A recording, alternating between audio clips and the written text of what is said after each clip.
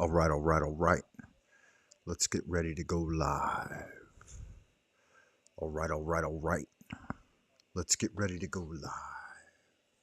All right, all right, all right. Let's get ready to go live. All right, all right, all right. Let's get ready to go live. All right, all right, all right. Let's get ready to go live. All right, all right, all right. Let's get ready to go live in 5, 4, 3. All right, all right, all right. Let's get ready to go live. All right, all right, all right. Let's get ready to go live. All right, all right, all right. Let's get ready to go live in 5, 4, 3, 2, 1. Testing, testing. 1, 2, 3. Testing, testing. 1, 2, 3. Testing, testing. 1, 2, 3.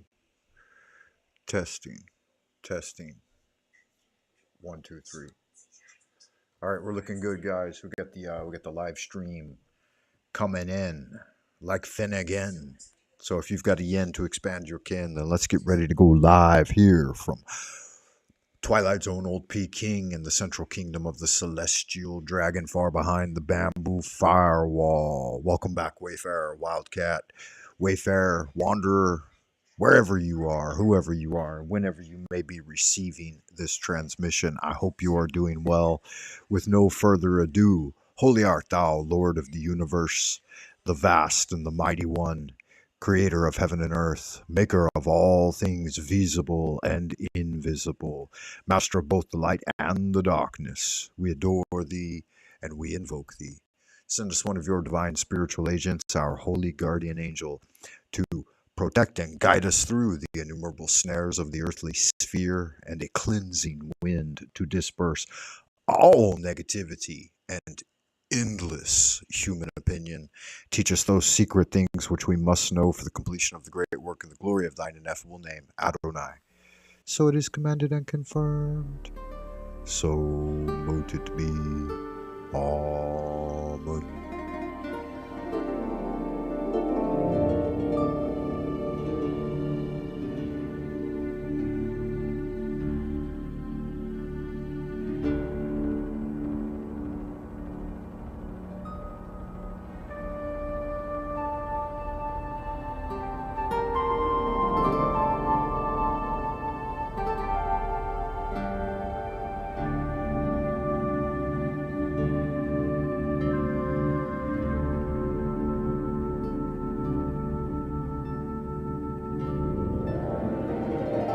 Invocation of Thoth. Procul, O procul esti profani, qual lasti ompeda. In the name of the mighty and terrible one, I proclaim that I have banished the shells unto their habitations. I invoke Tahuti, the Lord of wisdom and of utterance, the God that cometh forth from the veil.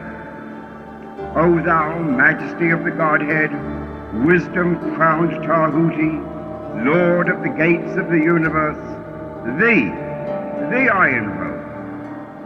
O thou of the ibis head, thee I invoke. Thou who wieldest the wand of double power, thee I invoke. Thou who bearest in thy left hand the rose and cross of light and life, thee I invoke. Thou whose head is as an emerald, and thy nemesis as the night sky blue, thee I invoke. Thou whose skin is of flaming orange as though it burned in a furnace, thee I invoke. Behold, I am yesterday, today, and the brother of tomorrow. I am born again and again. Mine is the unseen force whereof the gods are sprung, which is as life unto the dwellers in the watchtowers of the universe. I am the charioteer of the east, lord of the past and of the future. I see by mine own inward light, Lord of resurrection, who cometh forth from the dusk, and my birth is from the house of death. O ye two divine hawks upon your pinnacles, who keep watch over the universe, ye who accompany the bier to the house of rest, who pilot the ship of wrong, ever advancing onwards the heights of heaven, Lord of the shrine which standeth in the center of the earth. Behold, he is in me, and I in him. Mine is the radiance wherein Ptah floateth over the firmament. I travel upon high. I tread upon the firmament of new. I raise up flashing flame with the lightning of mine eye, ever rushing on in the splendor of the daily glorified Ra, giving my life to the dwellers of earth. If I say, come up upon the mountains, the celestial waters shall flow at my word. For I am Ra incarnate, Keth-Ra, created in the flesh. I am the eidolon of my father Tamu, Lord of the city of the sun. The God who commands is in my mouth. The God of wisdom is in my heart. My tongue is the sanctuary of truth, and a guard sitteth upon my lips. My word is accomplished every day, and the desire of my heart realizes itself as that of Ptah when he createth his works. I am eternal, therefore all things are as my designs, therefore do all things obey my word. Therefore do thou come forth unto me from thine abode in the silence, unutterable wisdom, or light, or power. So, Hermes, Mercury, Odin, by whatever name I call thee, thou art still nameless to eternity. Come thou forth, I say, and aid and guard me in this work of art. Thou, star of the east, that didst conduct the Magi, thou art the same all-present in heaven and in hell. Thou that vibratest between the light and the darkness, rising, descending, changing ever, yet ever the same. The sun is thy father, thy mother the moon. The wind hath borne thee in its bosom, and earth hath ever nourished the changeless Godhead of thy youth. Come thou forth, I say, come thou forth, and make all spirits subject unto me, so that every spirit of the firmament and of the ether, upon the earth and under the earth, on dry land and in the water, of whirling air and of rushing fire, and every spell and scourge of God the vast one may be obedient unto me.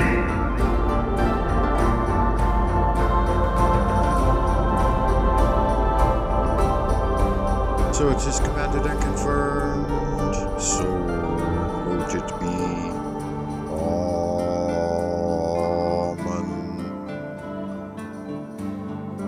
Ata Malkut Vegubra Vegudula Leolam.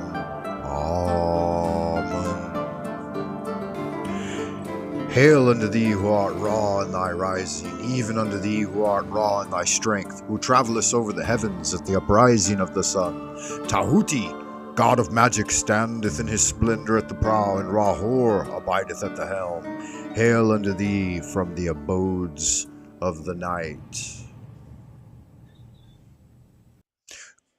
Remember, O neophyte, goodness alone is power, silence is strength, will regaineth omnipotence, and love lieth at the foundation, for love is the law, love under will, and do what thou wilt shall be the whole of the law. The great work is before all things creation of man by himself, that is to say, the total and complete control of his faculties and his future. It is especially the perfect emancipation of his will. It was Voltaire Pardon me. It was Voltaire that once quipped, "Let us read and let us dance. These two amusements will never do any harm to the world." Ufnogoli nukhol naf Cthulhu rilye nofk nagolftagen. To speed the awakening of great Cthulhu. It was on November 1st, 1907, when Inspector Legrasse led a raid of police officers on the Cthulhu cult in New Orleans and arrested 47 of the 100 members there. But some of us did escape. Wow, hail the Father Dagon, all hail the Mother Hydra. The stars align, the shining trapezohedron emerges, and Cthulhu is risen. Welcome back, wizards and warriors. We're off on another one. We're going to be doing free tarot readings, of course, as always. Let's see, why does it say free tarot readings on this? The title, in fact, I thought I changed it. Can I edit the title? Yeah, I can. I thought I had already edited that title. Ooh, I guess the edit didn't save, because none of my edits to the description worked either. This title is supposed to be Talk Tarot with Frank Monday, Cups. I wonder why it didn't update that correctly. That's weird. I wonder if it will change it on YouTube too, in real time. Let's see. I'll click on it again. No, hasn't changed it on YouTube. Okay, look, it just took hold on my platform here on Restream. The lesser of the two platforms. It's okay. And it seems to take forever to load too. Let's see if we can get some of that music playing in the background.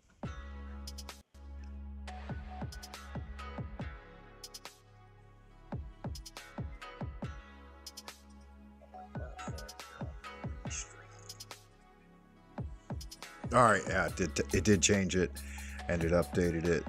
Very good. Looks like we did get someone to hit the button, so I can appreciate that. Thank you for hitting the button, Wayfarer. And be kicking in now.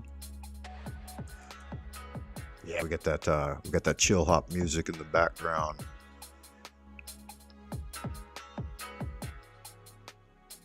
That's the one we get here on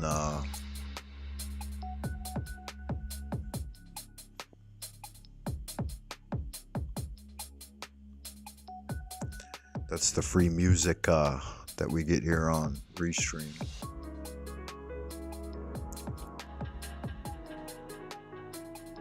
How you like that? Try to turn it down a little bit. All right, Wayfarer, welcome back. We're talking more minor arcana today. We're going to be looking into those cups cards. We got to get that other camera set up, though. So that'll take a minute. Let's see if you are interested once again, like Finnegan, in joining the show. In the link right now, and I'm going to stick it down in the chitter chatter box. So make sure, guys, if you're out there in the chitter chatter box today, keep it squeaky clean with wishy-washy dish soap. Wishy-washy comes in the 5-pound box. You can pick up a box at Thompson's 5 and Dime. If you subscribe to the channel, go over to Buy Me a Coffee, pull something in the tip jar. You will receive a 20% discount coupon off your next box of Wishy-Washy dish soap. Wishy-Washy dish soap is the best dish soap in the business. It's the sudsiest. It's the soapiest. Comes with a free complimentary Wishy-Washy dishcloth. So make sure you get out there this weekend. Head over to Thompson's 5 and Dime and have yourself up one of their complimentary cups of coffee in the morning. They got hot coffee on the percolator, and it's first come, first serve, and it's free for whatever's available. They'll usually make 5-10 pots. It just depends on how many folks stop by to pick up their wishy-washy dish soap over at Thompson's 5 and Dime. Best dish soap in the business. Keeps balls and bowls squeaky clean. Comes with a free wishy-washy dishcloth, nice and sudsy.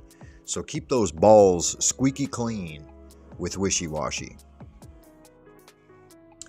In the news today, we've got reports that UFOs have emerged all over the country, flying about and darting about at odd angles in the skies over California, Texas, and New York. So keep an eye out for the UFOs. There may be some small grays involved there. You know how if you haven't had a colonoscopy in a while, you might want to flag down one of the UFOs and see if the alien can give you an anal probe. Dave Paulides was on the Y-Files recently, and seems that he lied quite a bit. He obfuscates the facts, embellishes and exaggerates, and bends the data to fit his theory. So David Paulides, keep an eye out for him. And when you see him, you can shout out, "Liar, liar, pants on fire." All right. There's a new news story on iHypocrite, and they're asking, have we lost the war against AI? And the general idea these days is that AI may have already taken over in 2020 during the Great Lockdown, and that was kind of initiated by the alien intelligences. And so I don't know, what are your opinions on that? Put it down in the comment box, guys. Make sure you check in and let me know what you think. In our literature section, 4 days ago, Stories to Tell just released a new rendition, audio version, of The King in Yellow in the Cthulhu mythos. So Nyarlathotep, sometimes portrayed as the King in Yellow, is a multi-dimensional elder god that can he can appear as a man and appear in the world and sow chaos and destruction, working towards the awakening of Cthulhu. So good magic happening there. In the Tartarian Vault, they just released a new video 5 days ago, why they eliminated and erased every unlimited food forest on Earth. So the idea there is not a new one, but that there were food forests that provided unlimited amounts of fresh vegetables and fruits and all different kinds of foods for the world's people, and they were Tartarian creations of the old world, and they were eliminated and destroyed in 1827, so a little right around 200 years ago. From the Unexplained Diaries, we see a new story on the True Men in Black UFO Encounter Stories, Volume 10. So make sure you head by there and check it out. Jeremy Corbell was inside the real Tic Tac tape story, UFOs, and he was on the Y-Files podcast, The Basement. So if you haven't watched it before, make sure you get over there. Okay, we have dropped the link for the show, guys. So anytime you want to call in, if you've got a story of the paranormal or just an unusual story in general, make sure you call in for Frank Monday's FM radio. Radio Mysterioso. We all have an interest in the future, and you, Wayfarer, I believe you have an interest in the future as well. And divination is one way to unfold future events through cartomancy. So if you haven't tried it before, we're talking tarot tonight. If you've got experiences with the tarot, or you're a student of tarot, maybe a master tarot reader, you'd like to call in tonight and let us know all about it. We're going to be covering the Cups cards. We have covered the previous suits of Pentacles and Swords, and tonight we will be looking at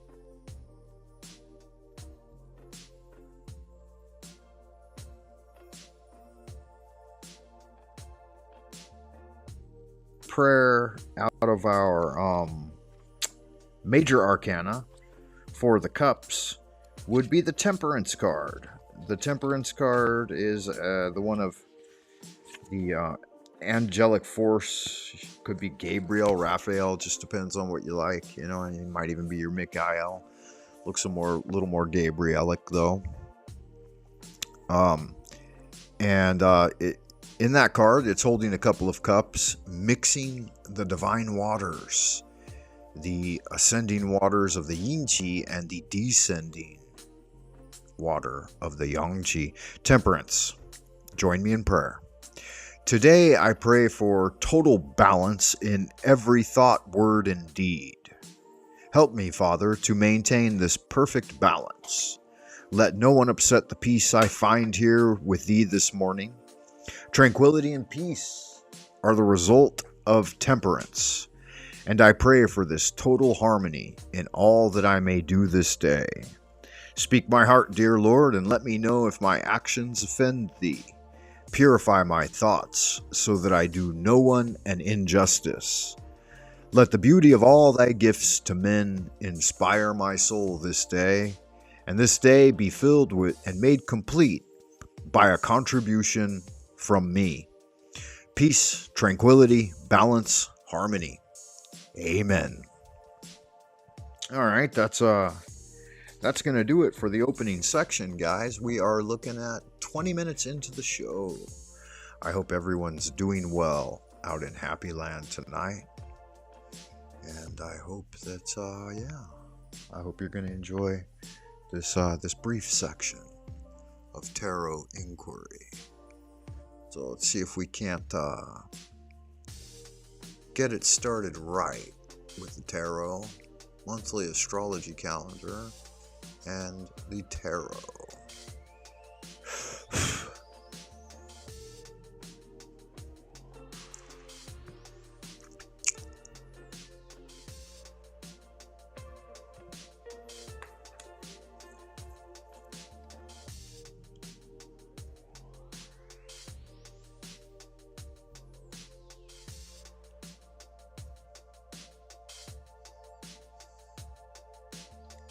All right, Wayfarer. The Suit of Cups is the realm of liquid energy. When Cups cards show up in your tarot reading, it's not whispering, it's singing, it's sobbing, it's laughing until it cries. That's because the Suit of Cups is the emotional heart of the tarot. It's the realm of intuition, vulnerability, relationships, and soul-deep truths. This suit is ruled by water, and water is Neptune and Jupiter. And just like water, also the moon, the cups take on all the forms: misty memories, tidal waves of longing, soft rains of joy, whirlpools of nostalgia, and moments of still, sacred connection. The cups don't just ask how to feel in a casual way. They want the real story, and then they want to hold space for it. So whether you're in a love fog, facing an emotional reckoning, or just trying to sort through your internal sea of feelers, the cups are here to help you swim, not sink. We've got 10 Cups cards to look through today, guys. Remember, keep in mind, we're saving those court cards for a individual video just on the court cards. But we will be looking at the cups today. Don't forget,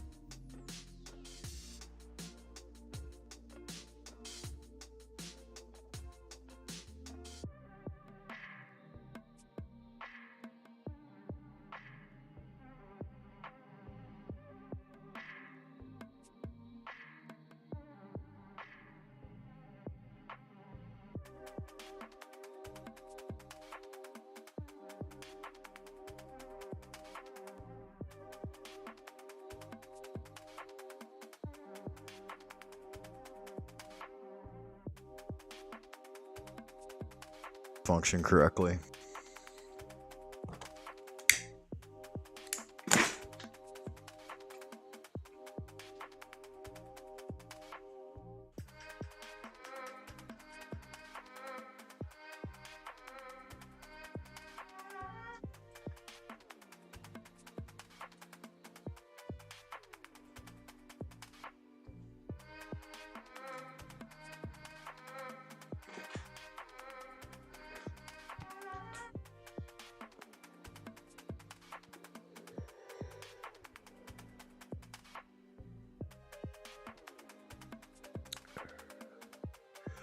All right, let me double check that.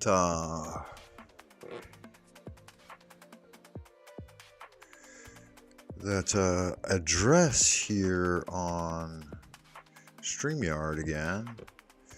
Got a new address, EEU PXPX PXPX, and finally YWE. Stop that.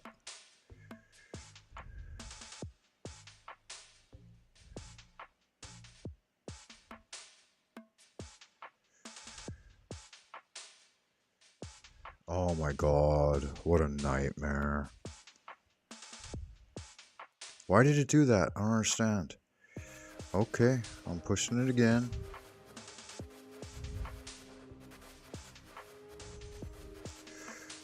What was I trying to do? Okay, that last one, YWE, YWE. And then PXPX, PXPX, and then... Holy fucks, if I touch it again and it fucks up, I'm going to be very upset. EE, you go. Let's see if that's going to work this time.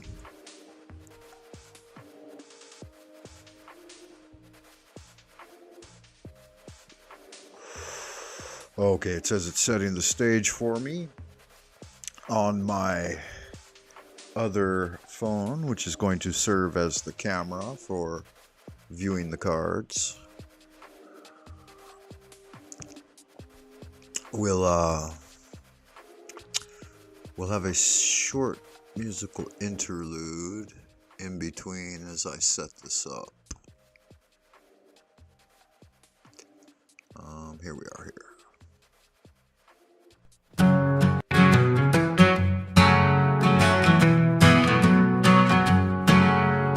Eagles flying high, cats on the prowl, devils in your bed, their whispers so loud, witches on my heels, so they'll steal, running in the dark, truth they conceal, blood on the walls, splattering a sink.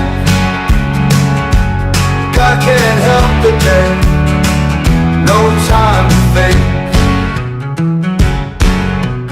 Hounds howl at night, shadows in the light, fear in every breath, eyes wide with fright. Cards dealt by fate, no way to escape. Threads getting tight, can't see the daylight. Blood on the walls, splattering a sink. God can't help the dead, no time to think.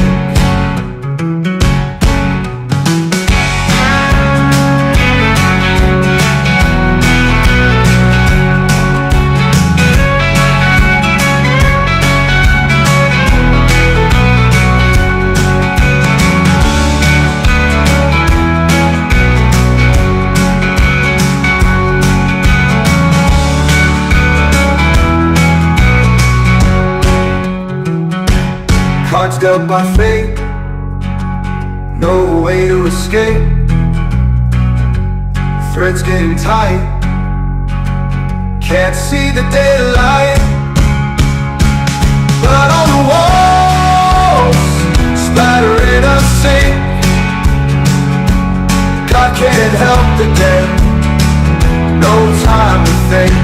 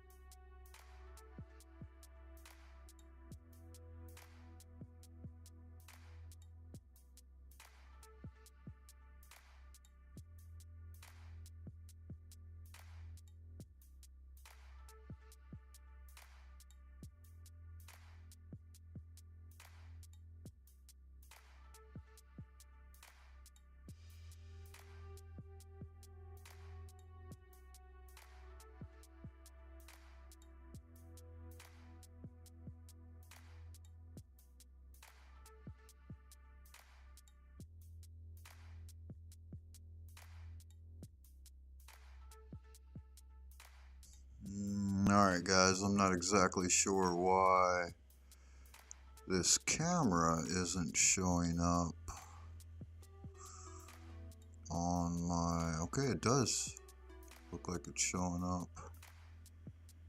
Nice. It doesn't seem... camera access not granted. How to fix it?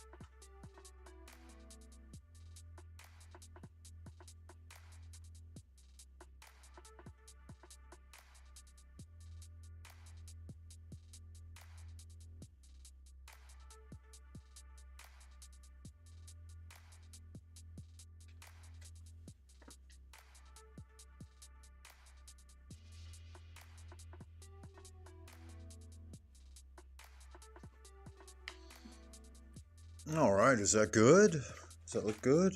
I think that's correct now. Does that look right, Wayfarer? Get back at me if you can see that. Let me know what you think. Once again, guys, join the show. If you want to join the show, just hit the link. It's there in the chat box. You get a free tarot reading. Or we could just talk tarot. Let's see here.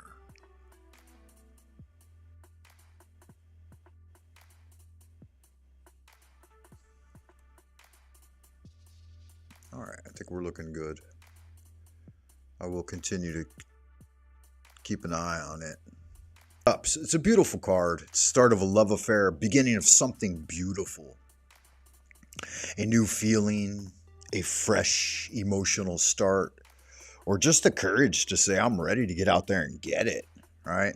When the Ace of Cups spills into your tarot reading, love is in the air. Romantic or otherwise. For another person, or maybe just for yourself. Don't brace, don't block, just go with the flow. We see that beautiful dove of peace bringing down the wafer into the cup. We got a lot of symbology in this one, guys. Aces are new beginnings. And here it represents friends and romance and all the beautiful things in life, that seed root energy of the growth of emotional energy.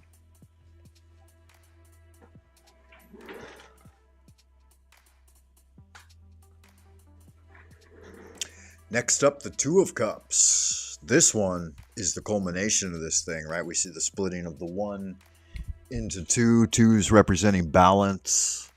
And love here. Love is blooming. The soul is in progress to bond, romantic, platonic, or somewhere delightfully in between. This card isn't necessarily about finding.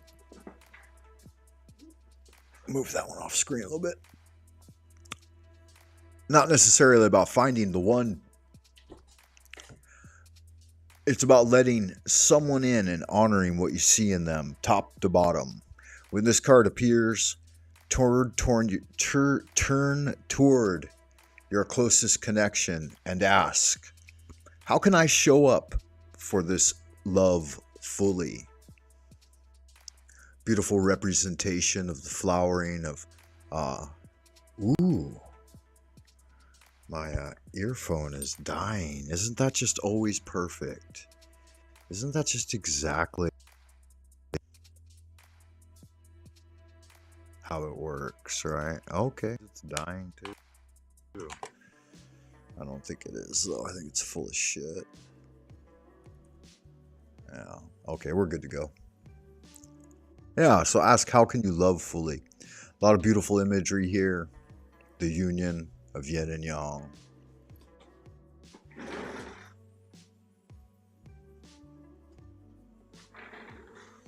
All right, moving onward and upward, we've got the Three of Cups.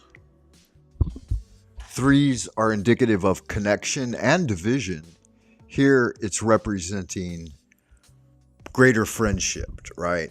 It's the friendship card, found family, and all the people who dance with you through both the tears and the triumphs. Raise a glass to the real ones. Enjoy life a little, right? We've got joy, fullness, jocund, gaiety, dancing, celebration. When the Three of Cups shows up, it's your cue to connect with friends and family, catch up, celebrate. Spend some time with those people who just get you. What's up?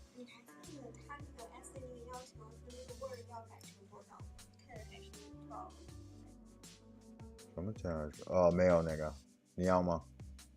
不是他有要求吗？我没有放那个要求。I didn't put it together with that same document I sent. But you should know it's Times New Roman 12-point double spaced. You can correct it, can't you? 10 是吗？ No, 12. 12。Where did we leave off? Oh, Three of Cups.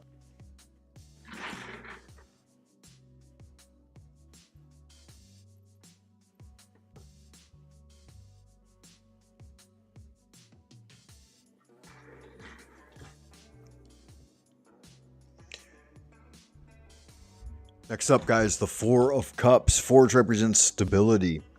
And here it's indicative of contentment or even a kind of oversaturation, right? Like satiation or ennui, too much richness. Stuck, bored, not vibing with anything. The Four of Cups is an emotional timeout. You're craving something more, which you cannot yet see is also being offered to you. And you're not wrong to want it. Just make sure you're not so wrapped up in the meh that you miss the good stuff that's right in front of you. The Three Cups lined up and then additional energies coming in from the unseen.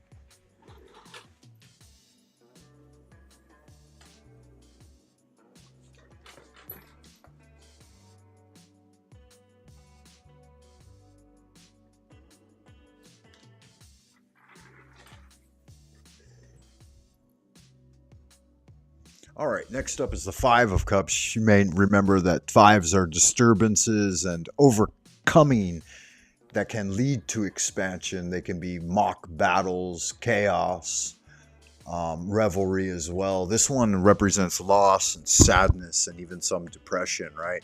A breakup, a letdown, a goodbye. The grief is real here and it deserves your full attention.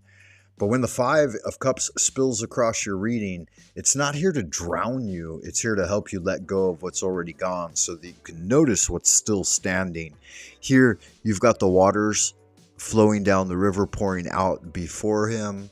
And it's correlated with the imagery of the cups spilling over and the loss and grief associated with that. The dark robe, of course, harboring some inner dark clouds. But then if he just turns away from that, the querent is going to recognize that there's more left over and some things have been retained. So in every loss, there is still something remaining.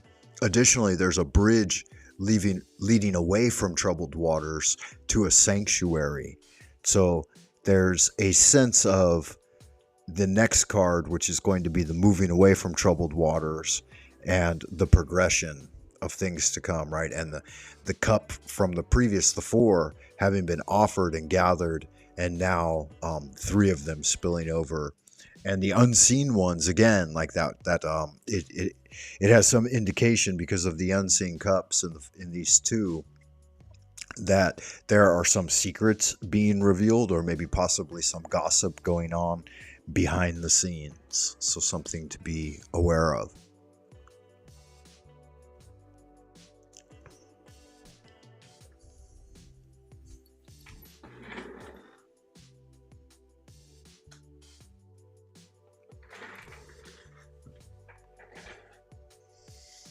Next up is the six. Sixes represents harmony and contentment, and here it's good memories of childhood, and if the ephemeralness of different stages of life as the vicissitudes bring about change. Right. This card is sweet nostalgia and bittersweet clarity.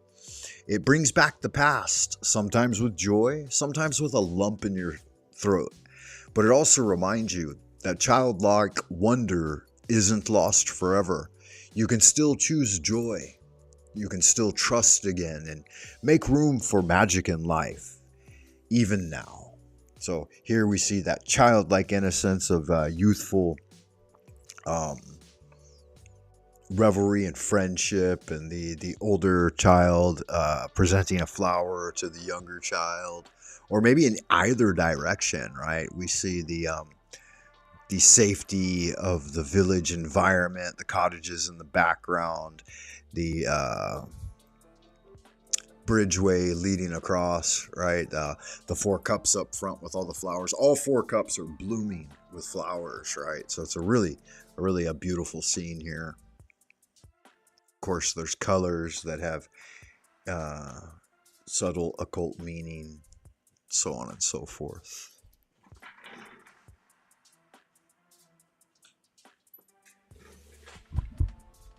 Sevens present mystery and sometimes indicate the superficial. Here, the Seven of Cups is pointing at positive thinking, emotional decision, and maybe some inner pessimism or being overwhelmed, right? Dreamy or delusional. Your imagination is lit right now, and so is your indecision. Seven of Cups invites you to vision big and check yourself. What's real, what's projection, and what's fear in disguise. Fantasy is fabulous, but clarity is magic. So break through the illusions, choose one of the cards, right? All of these have esoteric meanings. The known feminine friend, the unknown mysterious female of the night and Dreamland, the snake, potentially of magic and indicative of things of the occulted, the dragon representing individual self-perfection, the laurels of achievement and success, great fortune, and then even a fortified castle. So there are lots of different indicated of options here, and which shall come about next. It can also be that all of these things are presented to you, right? And you're just going to have to take time to file each away into its own place.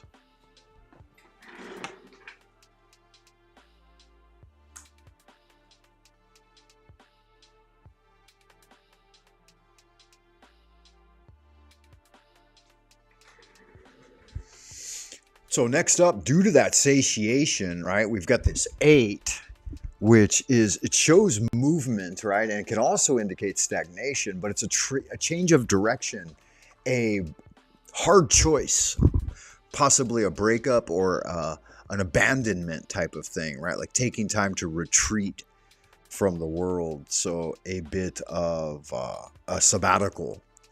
You gave everything and now you just walk away. So this card is your emotional exit. Maybe you've tried and you've hoped and you've stayed too long and now it's time to leave. Not because you failed, but because you're finally listening to your own needs. The 8 of Cups says it's hard to leave sometimes, I know, but it can be worth it, right? It is worth it if the situation isn't appropriate for you. So it can also mean the renunciation or the letting go of work completed and not seeking credit, right? The walking stick can show that there's some wisdom involved in making this decision, all right? So also think of the moon appearing in the crescent and full simultaneously, right? And it's looking down at the quadrant. So when we see the moon, it can indicate, again, that idea of some deception, some unseen things that are afoot in the situation.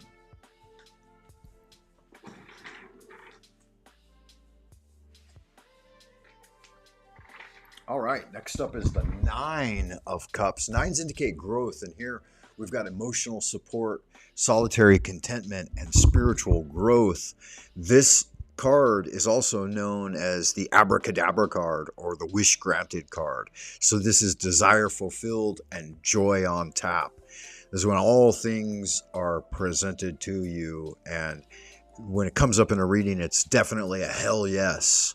Right? It's the moment where things fall into place and it's safe to say that I'm happy. The Nine of Cups is time to lean into the good, savor your wins, and know that you earned the satisfaction. So pop open a bottle of champagne and light yourself a cigar. This is a great card for winning, right? We're going to win so much, you're going to get tired of winning.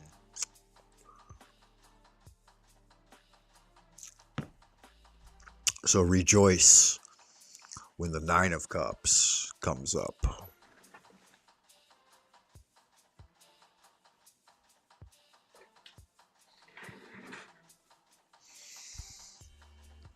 All right, and finally for today's section is the 10.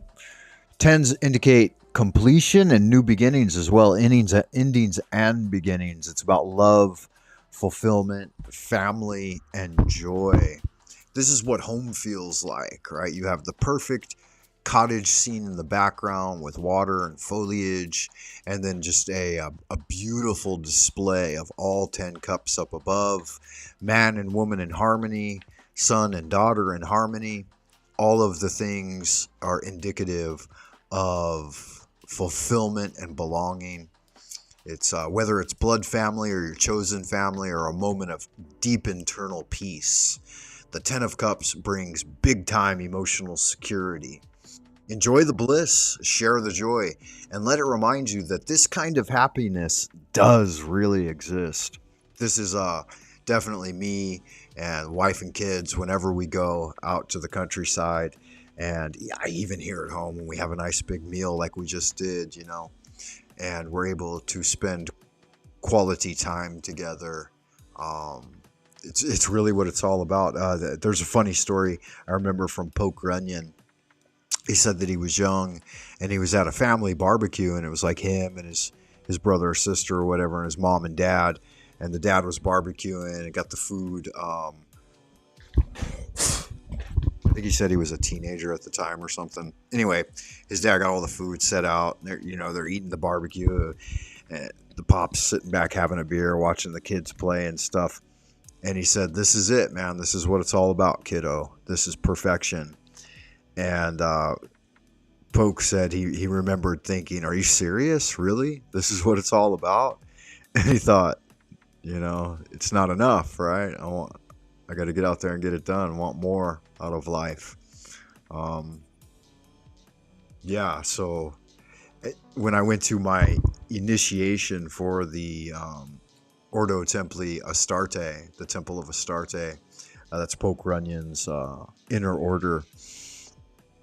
Their beautiful ceremony did the full operation of the pentagram ritual, and then there was an entire ritual of, when did we do it? We did it at Adonia, which is the spring equinox. Was it the spring equinox or the summer solstice? I forget exactly. No, it was the summer solstice.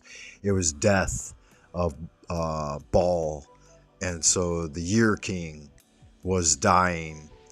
And we drank with the year king, and we drank and we danced and we did invocations, and there was an initiation ceremony. It was just a beautiful thing, and it reminds me of this, right? The card of celebration. I would even say that it's could be more of like a 3 of cups, but there's a lot of cards here that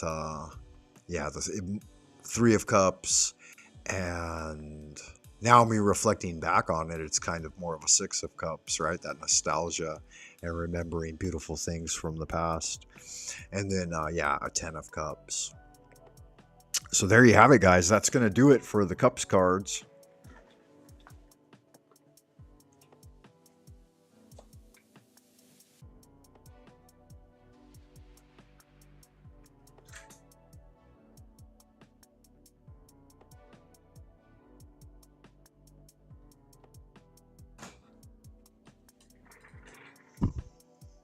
Yes, indeed. That's going to do it for the Cups cards. Let me see if we're...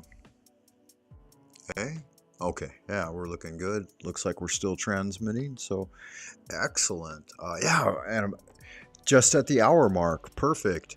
So, we'll go ahead and we'll call this one a video. I did think to finish off Angela Puca's video from the last section. Sigils, So we'll go ahead and finish Kia, up this one. 3 and minutes remaining. I Gnosis. think about a minute Are and a these half the of core this video. practices in chaos And magic? then- Stay tuned to discover the key practical tools of a chaos magician.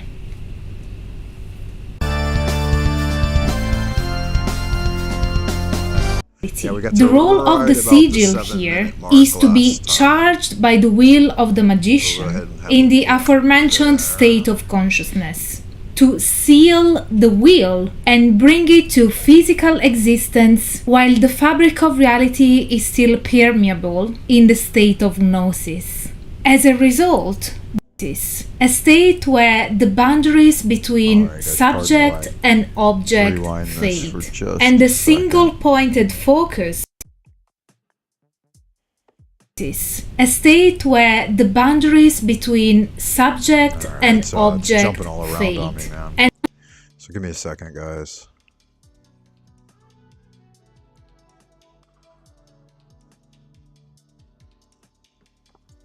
I don't think it's loaded correctly on my end. boundaries between subject and object fade, and the single pointed focus is believed to pierce through to affect changes to one's reality. The role of the sigil here is to be charged by the will of the magician in the aforementioned state of consciousness, to seal the will and bring it to physical existence while the fabric of reality is still permeable in the state of gnosis. As a result, the sigil is believed to act as an anchor between the realm of potentiality generated by a state of gnosis and the physical realm of the ordinary reality. As such, it will represent a trigger to the unconscious mind of the magician, to their will with the capital W, to turn the intended potential into actual manifestation. But now let's see an example of how a sigil is made according. All right, so before we do that, I'd like to share with you the process from the perspective of the ceremonial magician. Now, you don't necessarily need a sigil. You could use a sigil or in the form of a pentacle or any of your other tools of magic to raise the energy and invoke it in the proper direction. And the ritual itself can be the harnessing power of that energy to direct the astral light to draw in the etheric energy that will bring about manifestation. So she talked about it in direct connection with... Sorry, guys. Will directing gnosis to bring about the manifestation. But it can also be that the ceremony and ritual can, I think in better arcane terms, would be that by means of the astral light, you guide the etheric energy to catalyze into the tangible thing itself. According to chaos magic. These are a few examples of how to create a sigil according to chaos magic. There are actually a few more, but these are the ones reported in the reference literature. As you can see, even in this case, we can appreciate the chaos magical philosophy, which is to strip things to their bare essential. Basically, according to chaos magic, you can create a sigil by spelling out the sentence which reflects the magician's wish, and then remove all the repeating letters, and then the remaining letters will be assembled in a way that makes a graphical image, which then becomes the sigil. The same occurs with the pictorial representation. For example, I can assume in this case it is a man with J as their first letter, and perhaps there's the intent of healing or some other intent. But even in this case, the repeating lines tend to be removed, and only the bare skeleton without all the repeating parts are. And you can see how in the top example, how it transformed into this more like pictograph, right? So you can imagine that with the Chinese system of magic, we are able to use the pictographic characters in much a similar fashion in sigil magic. For the Chinese language works in a very similar fashion. That's why I see that there's some direct connection between those older, more ancient forms of Eastern magic and what they were bringing into the current at the time of their working with these ideas. So I believe Austin Osman Spar, we'd be going back approximately 100 years for his material. Seems like he was 30s, 40s, 50s, that time period in the 20th century, so 19. I'd have to look it up, but I believe that's correct. So at about the time of the Golden Dawn and the Hermetic Brotherhood of Luxor. And they would have had access to that and understood that that's what the Oriental magicians were doing. Stripped so that only the essential visual element stays and then gets reassembled into a graphical sign which becomes the symbol. Then as the third example, we have the mantra. We have the formation of a mantra using a similar method to the first one, but in this case not to the purpose of creating a graphical sigil, but to the purpose of creating a mantra to be repeated. So this is it for today's episode. Before we wrap the video up, please allow me to introduce to the Inner Symposium my new patrons and new channel members. Thank you. And as you know, I always reply to your comments. So go down there to me. You are the reason.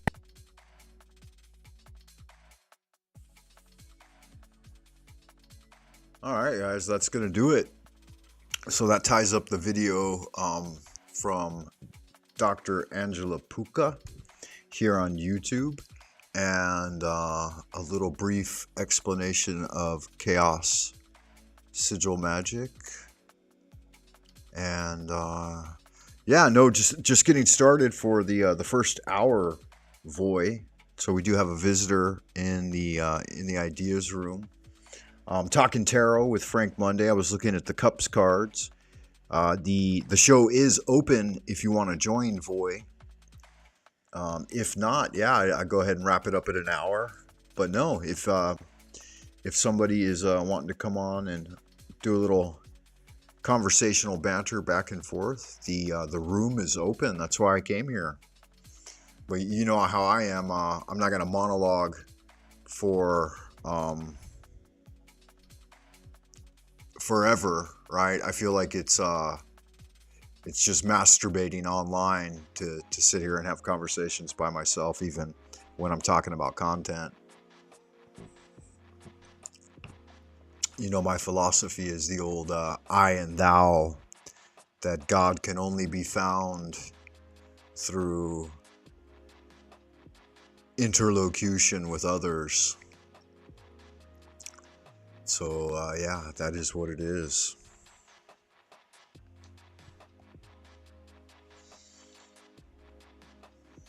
How have you been doing, Voy? What's been happening out in what is it? Denmark, the Netherlands? I forget the names of all your guys' little locations over there. I guess I could look them up and be a little more cosmopolitan about European, Norwegian, Scandinavian locations. I know there's Sweden, Denmark, the Netherlands.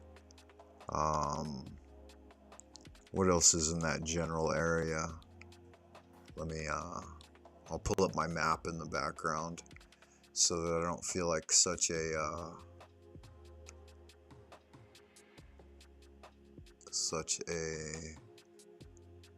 what is that area even called? West Europe map and countries. Okay, yeah, I got it pulled up. That way I can look at it and know a little more about it. Oh, it looks like we might have a visitor in Happy Land. Let me see if, how's the sound working? Voy, are you there, Voy? Can you hear me? I can hear you. Can you hear me? Yeah. Welcome. How are you, man? I'm okay, man. So, I mean, you're so enamored with all this magic and these people online doing magic.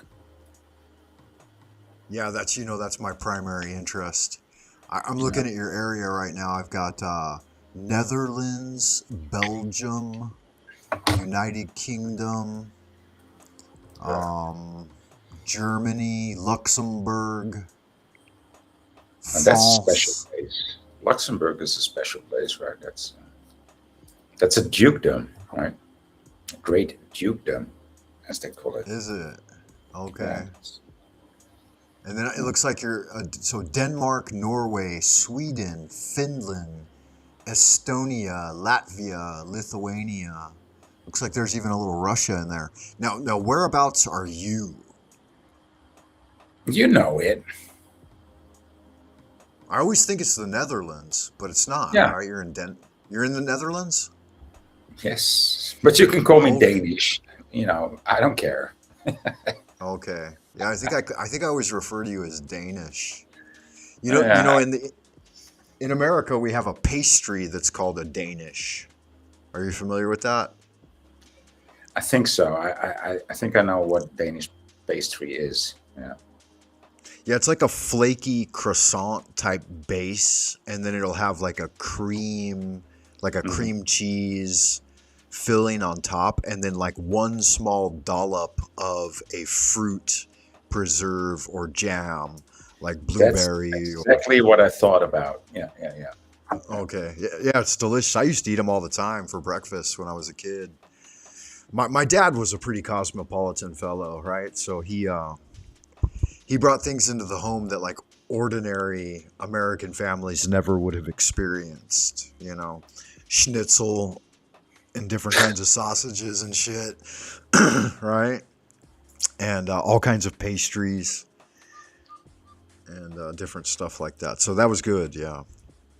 So you were telling me about Luxembourg. You say that's a J-Dog town and a lot of Jews down in I Luxembourg? didn't say that. I said it's a dukedom. Dukedom. What does dukedom mean? A duke, a hertog. Oh, duke, like a feudal Yeah, sorry, a duke. style government. Yeah, dukedom. A duke. Interesting. I didn't know that. Yeah. I know a lot of your guys' little areas over there still have like feudal type government systems, like monarchies and different types of things like that. In my country, and I think the Danish and Swedish are also a democratic monarchies. Yeah. Oh wow. So Yeah, that's quite interesting. democratic monarchies, and some may say that the monarchy is just not celebrational, but how do you call this? The monarchy is, that's just a denominational thing, right? It's not really a monarchy anymore because they're all in on it, right? So it's just All right. So yeah, you're a lot further south than I had originally imagined, and you're just north of France. So you could visit France or Germany quite easily, right? Deutschland. As I do. Yeah, that's pretty awesome. Yeah. What about Because getting across? Go ahead. tobacco is like almost three times cheaper in Germany. So, Right? Who could live without German tobacco? well, not so much German tobacco, but the German prices are way better. Yeah. But I Well, mean, I heard that communism expression in Germany, from and when it one. comes to tobacco, I think it was 5 years ago or 4 years ago, they installed this new law that if you're over 18 or if you're under 18, you cannot smoke, and it's Right, you were telling me progressive. about that. Yeah, it's It's progressive. So progressive. like, even when you get older, you won't be able to smoke. Like, it's banned Yeah, from a certain date forward. Now, yeah, who did that? Germany? yep, Yeah, yeah. they've It's never letting that. yeah. They've never letting that spirit of tyranny and Hitler's Reich go, huh? They're gonna Hitler was not a tyrant. not as much as they are now, huh? Hitler pales in comparison to modern day Germany. Well, first of all, he wasn't a tyrant. Right. Um, the current narrative of history will make you believe so, but that's just a belief. The facts tell us something different. Same goes Yeah. for Yeah. Gaddafi. Same goes for Gaddafi, right? Right. Yeah, they had the support of the people for what they were Gaddafi doing. had very good results, as did Hitler. And the International Jew Bank did not appreciate that. And so they displayed those people as tyrants when we all know better. It's you people. I mean, you call Right. yourself a Jew dog, right? Well, just by No, you call yourself a supposedly Jew dog. by way Probably J Dog by J. ethnic origin and genetics, right, is part of it. And then the other part is that yeah, I did kind of like had an uncle that was very orthodox, and I grew up studying a little bit about it. You know, when I was a kid, I played with a dreidel and learned the Hebrew alphabet, and How the but fuck do you I how the fuck do you play with a dreidel? yeah. We had even songs. I remember there were songs like associated with learning the alphabet, and like there was a song for the dreidel, like how to learn it. It's a little game with a top. Seems like we had some other games too, like some games with dice. So like they were essentially, I think it was somehow like teaching us to gamble at a very young age. I remember that we had gold coins, like chocolate treats wrapped in like gold foil that represented gold coins, and we'd bet and trade them and stuff. I remember my first Hanukkah, I ended up with a whole bag full of all the gold coins, and all the other kids were crying, and I wouldn't give any back either. Like, you know, I didn't even feel bad about it. You know, I felt my nose If you getting longer, if you almost won like a them fair and square, you know, but yeah. you I had apparently you didn't. no, I didn't even have any childlike generosity or sincerity left by the end of that. I was like, damn, I'm rich. Yeah, you're a true J dog, dude. Yeah, to truly embrace it and become like a hardcore Jew, I can see how it could poison the soul. You know, you got to be careful. Anyway, kind of a fun story. It's stereotypical, but it's true. I mean, you know, what are you gonna do when the shoe fits? You got to wear it sometimes, I guess. Anyway, it's neither here nor there. I saw you on Chats with Jack this morning. Was that this morning or earlier today for me? Yeah, last week. And yeah, that Ducks Y was there. Oh, godverdorie, dude. I tried to reason with it. Well, I didn't try to reason. I just want to call out that the Tel Avivian J dog, right? I mean, Yeah. because there's, yeah, I mean, you're a J dog, but he's one too. But he's a proud gay person. right? Right. At least you're a closeted gay, you know. So that's that's or not, somewhat, or not, it's or at least you feel or, some shame, but he doesn't. So or yeah. contrary to popular belief, not gay at all, right? Okay. I'm Like playful I and said, fraternal, but when it comes to actual sex, it's got to be a woman. I don't want nothing to do with men. yeah. But this guy that calls itself a duck. I mean, that's such a fucking insult to ducks, man, in general. Yeah, and he seems to be a fairly intelligent guy, and he's got a pretty broad What? vocabulary. No. Hear me out. Hear me out. Dude, that's a fucking degenerate. I mean, I don't Oh call no, him. he's full on. Well, he's No, full on I don't degenerate. call him Tel Avivian for nothing. Yeah, he definitely seems to be Tel Avivian. But he seems to have like an ability for like interlocution, for like conversation and presenting ideas, but he's extremely deviant. Yeah, that's what I said when I said Tel Avivian. Yeah. They use a lot of words to say nothing, and in the meanwhile, they get out all the wrong words and all the wrong recipes. Fucking, I mean, what else can you do but hate and despise that kind of behavior? I don't know, man, but he even I was mentioned the word dignity. I was like, okay, Yeah. man, that was just too much. Right, as if he has even a shred of dignity left. I can't even imagine. I was typing in the chat that I got cut, so to give me a second. For some reason my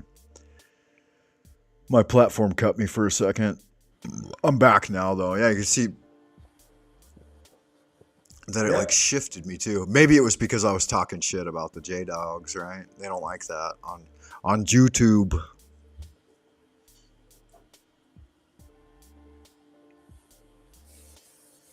That's all right. Fuck them. Yeah, so I think it's interesting though. Like, you there, boy? Yeah, you're there. Okay. I do think it's interesting, like his ability to like start a certain narrative or line of logic and then like twist and usurp it so that by the time he gets to where he wants to land the plane, like it's an absolute mental horror show of like perversion. It's really weird how he can do that.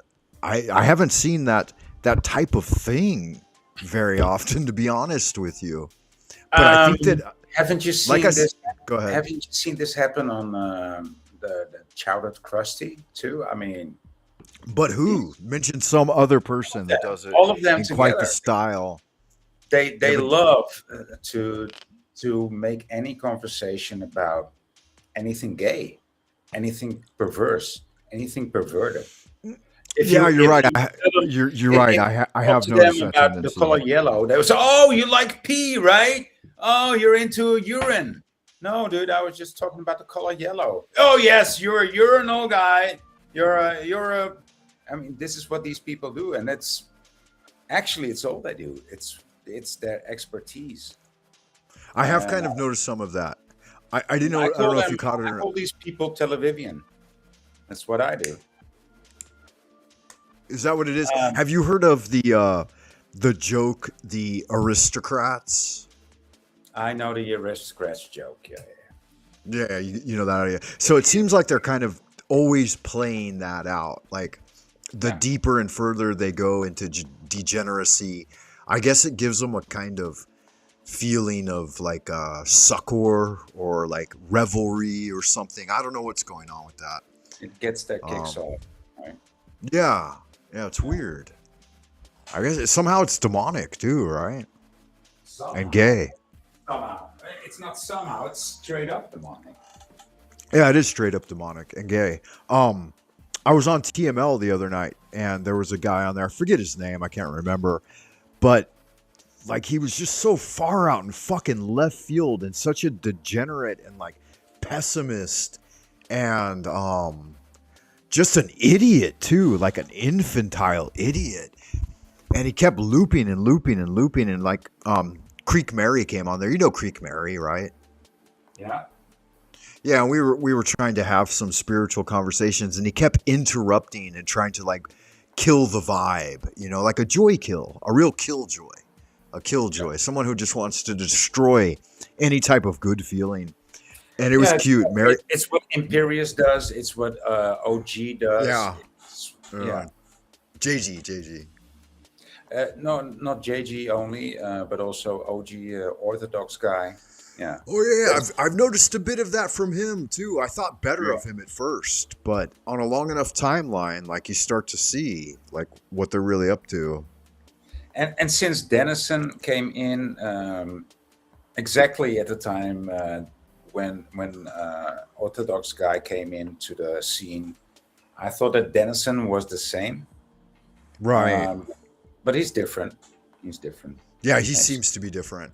You know, there's a word for that when those things appear together, they tended to get categorized together. It's called you may know it. It's called propinquity. And since becoming aware of that idea, that concept, I've noticed that I did that a lot, like especially in big classrooms, like when I've got 30 kids or something. I'll see occurrences of propinquity occur quite a bit. It's like generalizing, boiling things down that appear together in the same time and place, and then making them like a generalized one thing in the memory, which it's just a general tendency that all people do. It's even, you know, somewhat reductive, but when you know that that's something that may be happening, like you just pointed it out, the fact that they showed up around the same time, that they were going to get categorized in the same field. So it requires a little extra energy and discernment and just differentiation in order not to do that. So that's good. Mm. And it shows a higher level of intellect and cognitive ability when you can see that and then, you know, make a distinction and endeavor to not do that thing, right? That's good. Yeah, because I've fallen into that trap sometimes in the past. I mean, I don't know if you. Since you're a teacher, you know that's not as. I mean, of course, you're gonna get a certain feeling from 30 people, you know, especially when they come to you for the first time. Yeah. Right.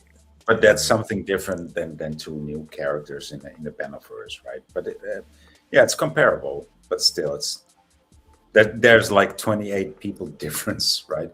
So yeah, it's different, but yeah, I hear what you're saying. Yeah. Sure. A panel of like 8 people, it can get that same type of thing, which I found that like those bigger panels, like there's really no point to it. Like it doesn't it doesn't amount to anything. It doesn't amount really to like a good show or any type of deriving of value in any way. It just always turns into kind of like a chaotic hodgepodge of bullshit. Yeah, well, that's what it has become. You know, because there's so many, how do you call this, infestors, right? So many people that are instructed or inclined to make it a chaos. I think some of them are even paid. And I've been learning that. Very good at it, you know, because this is the last. The last hangouts that need to be invested, and so they can put all their money on these people, you know, in these, because the rest of the world is already so deeply influenced that this is the last resort, and so we are being infested the most with all these so-called characters. And some of them are, or most of them actually are AI. Clearly. You think so? Yes, I hope so. Like legitimate AI running through accounts that are like attempting to appear human? Absolutely. Wow, I hadn't thought about that. I didn't think it was next level like that. It's something to think about, though. For sure.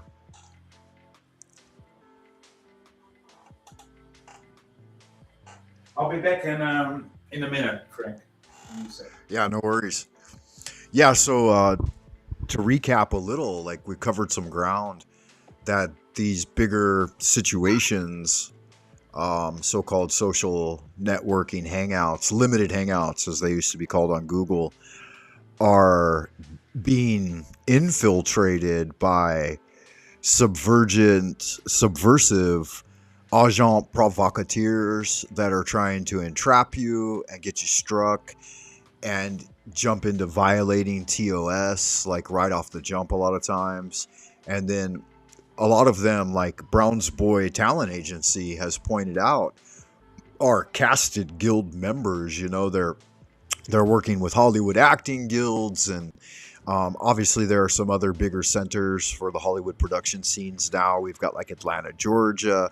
I believe there are some in New Mexico, and a couple of other locations across the United States where they're hiring and training like entire troves of these people to do this, to get online, to train AIs, and then infiltrate anywhere there's a group of folks just trying to have some productive conversation or to peacefully assemble and discuss ideas. And as an American citizen anyway, you know, like I'm fully behind the idea of the First Amendment, which is freedom of speech, freedom of religion, and freedom to assemble. So assembly is another part of that. We can get together anytime, any place, as long as we're not breaking the law or engaging in, you know, conspiracy or violence or something like this, and get together and have conversations and talk about whatever the fuck we want to talk about. So, again, it's oftentimes it's organizations,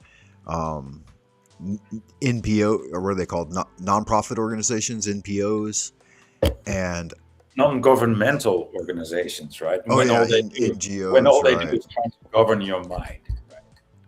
Right? Well, yeah, that's why Snafu Snaps calls them POGO, privately owned, government operated. Yeah, that's what he is, right? That's an instigator. That's an agent of chaos. Oh, absolutely. Yeah, 100%. And his agenda is so strong that it's like overwritten his humanity entirely. He cannot do any other thing. He only can do what he's compelled to do, which makes him a sub, right? Like a gimp. He's not even like a human. Yep. Well, I mean, he lost his fucking balls, so I mean, you would call that a eunuch, but I think he lost his dick too. So. Oh, really? I didn't know that. Didn't know that? Okay. Wow. Talk about the height of degeneration, and God, what's left to live for at that point? Right? Yeah. That's some sad shit right there, man. Yeah. So, I mean, calling him a eunuch would be incorrect. I think he's, well, what do you call somebody without balls? Gilded or gilded, castrated. Yeah, well, no, that's a eunuch, right? When you don't have any balls, right? Right. Well, What happened when your dick got blown to pieces too in the same accident? I think the eunuchs, their penis was removed too. I think the emperor took off the whole fucking thing. Cock and balls. Well, no, the eunuchs is without any testicles, but just the testes. Huh? He just didn't want them breeding. Yeah. And so, interesting. But I think he lost part of his apparatus too. So yeah, I don't know. I don't think there's not even a name for it. I think the name is Snafu. Right. Yeah. Situation normal, all fucked up. Yeah, I guess so. So I guess his name really suits him. Yeah. Yeah, so I think we had gotten somewhere with this idea that, and TML has brought this forward in the past, right? That there are certainly infiltrators and paid actors that have been moving in on these spaces and trying to bring about subversion and degeneracy within the community. That's what he calls you too, at a certain point, right? Yeah. When Well, you said obviously. the word too often.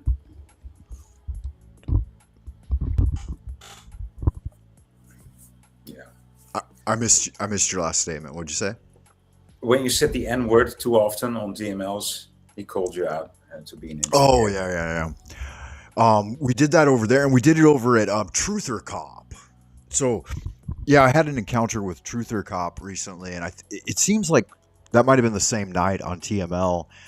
And I was talking magic and sex magic and Aleister Crowley, and seeking out communication, contact and communication with your holy guardian angel, and he it put him in a very like frightened, reductive place, like a Truth Cop? kind of, yeah.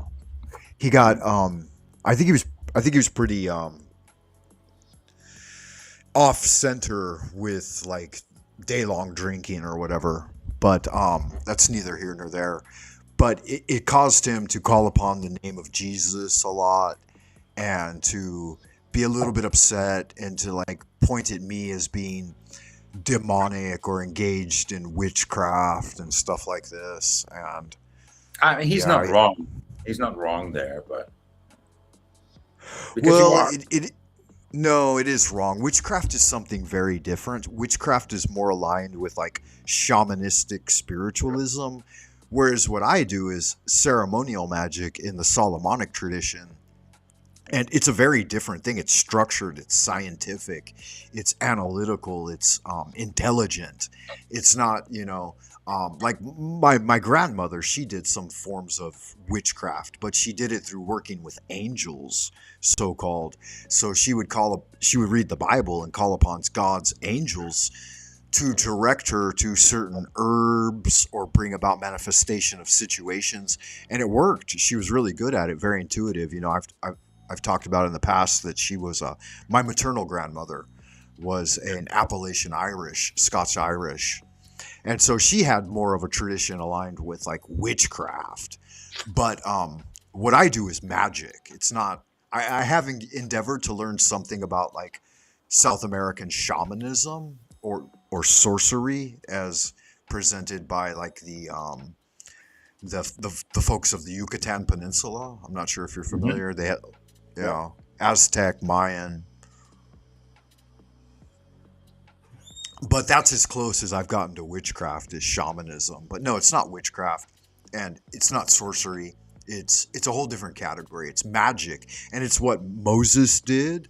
It's what Adam did. It's what Solomon did. David, Jesus, on and on and on. These guys were magicians. They communicated directly with the Godhead and drew down the energy to bring about like supernatural or paranormal things that are not. It's not even right to really call them supernatural. They are natural, and they're not paranormal. They could be normal, but they are subtle changes in the environment, and like weather control. Manifesting lightning, earthquakes, water from rocks, this kind of thing, multiplying bread. Something that you wouldn't ordinarily see, and if you did encounter it, you'd be like, what the fuck? That kind of violates our known physics. So it's a very different thing. Yeah, I hear you. And I think that's not too far-fetched. That's... the only thing Jesus commanded, really, I've looked through it all. I've looked through all his writings, supposedly his red letter stuff. And the only thing he directly commanded his disciples to do was to heal the sick, cleanse the lepers, cast out demons, and raise the dead. And so if you don't know magic, you're not going to have very much success raising dead. And if you don't know magic, you're not going to have very much success dealing with demons. And he didn't give instructions to the ordinary layman. That wasn't recorded. So you've got to find the instructions on your own. And that's what I've done. Yeah. By reading the Bible? No, absolutely not. No. Studying the God names of the Torah. and 72, other 72 names of God. yeah. There's 72 names of God and 72 names of the demonic princes, and so you got to learn and work your way through both. Um, I mean, if you're going to practice magic of that type, and then you trap the demons in a brass vessel, which you may or may not know what that means, and then you use a crystal shoe stone to communicate with angelic forces, and a dark mirror to communicate with demoniacal forces. Yeah, well, I'm So what's 72 plus 72? What does that add up to? 44, right? Yeah, right. And what is 12 times 12? All right. Times 1,000. Yeah, there you go. So it's all encoded somehow A numerologically. dozen. You mean a dozen dozens times 1,000? Yeah. A dozen, thousand, dozen dozens. Yeah, so like MJ12, you're probably familiar with that. Those are the guys that investigated the UFO phenomena, and Jesus, of course, 12 disciples, right? A coven of 13. And so these were magical systems, first and foremost. Just because people don't understand it, and they're like, as a result of their misunderstanding of the occult and the arcane, they call it demonic, and they say, and they're scared of it. And that's what the mainstream narrative has taught them to believe. Like I look across YouTube's and even though I'm subbed to so many magicians and investigate routinely the matters of the occult, they constantly flood my page with overtly religious and Christian dogma about how these things are evil and subversive and all of these things, and it's just laughable to someone who's studied it and researched it deeply. I mean, so what do you think about deceiving people? What's your opinion about that? Oh, I think it's a bad fucking idea. Don't do it. So, but you that's can't speak the truth. Don't speak at all. No, but that's per definition what magicians do, right? They deceive people. That's what stage magicians do. Yeah, so that's another misunderstood thing, is that magic isn't what you see in the mainstream. Like magic with a K is a deep scientific study of spiritual phenomena, right? It's very different. Who would you consider to be a magician that you would think anybody that tricks cards? That's a magician. If you study how to trick people, yeah, that's stage magic. That's not a magician. That's a charlatan. If you say so. Well, I mean, again, there's a mainstream definition. There's lots of different definitions, but magic with a K, and being a magician, a wizard, is to study alchemy, pharmaceuticals. Isn't that called alchemy? That stemmed from alchemy. Yeah, that stemmed from alchemy. But alchemy is within the greater umbrella of magic. Yeah. I mean, what's the original idea of the pursuit of the philosopher's stone? It's turning lead to gold. And what does it mean for internal alchemy to turn lead to gold? It means to refine your crass nature of vices and things that are desultory and dissolve energy, right? Waste energy. Make Uranus the sun, right? Yeah, cultivate your inner sun and moon. So it's said within Chinese magic. No, Taoism. not the sun and moon. Uranus and the sun. That's Uranus. That's the last planet, right? Last wandering star. That's the one that's furthest away. To make that the sun, right? That's turning lead into gold. Well, yeah, I don't know about Uranus, or I've never seen Uranus voice, so I don't know that Uranus. That's why I had a different stress on the word. Right, it's not included within the classical canon. There's only 5 planets that are visible to the naked eye. I don't know about the others. Those are hypothetical. Oh. I mean, do you have a powerful telescope that you can observe and calculate and confirm that those things So are real? If not, maybe, it's just hearsay. maybe you want to call it Jupiter, right? Jupiter. Yeah, Uranus. because I've used some amateur, very powerful telescopes, and I've been to the what is that mountain outside of LA? The Harry Griffith Observatory Park. And that one was erected by a Freemason. But yeah, I've looked through some pretty powerful telescopes, and yeah, you can't see those things that they say are out there. Like, I believe that the primary ones are Mercury, Venus, Mars, Jupiter, and Saturn. Those are the only ones that actually can be seen. The other ones are calculated, and you would need, I guess, I don't know, the most powerful like types of telescopes to actually even view them. True that. Yeah. So anyway, just to make a long story short, is in magic we only deal with the primary five plus the sun and the moon. So Saturn would be the start or end, depending on which way you're referencing it. So that would be lead, right? Right. And then you bring it all the way to the closest, which would be the sun, which would be gold. Mm. Yeah, so that's magic. You know something about it, obviously. And you know, doing card tricks on the street, 3-card Monty, that's a charlatan. That's not you know, what have I got up my sleeve, right? No, it's the same thing. No, it's not. Yes, it is. Mm.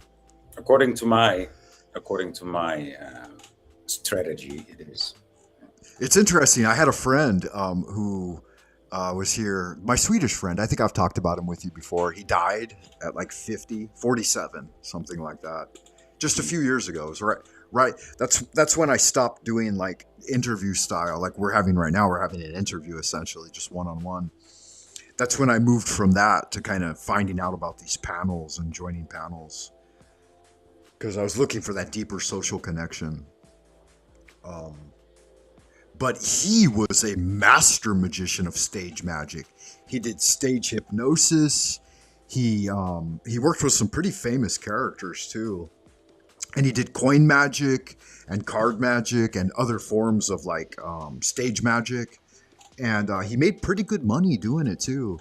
And he tried to get me to work as his assistant for a while, but I'm fucking busy with a family and a full-time job. But yeah, I put a little bit of energy into learning basic coin tricks and stuff.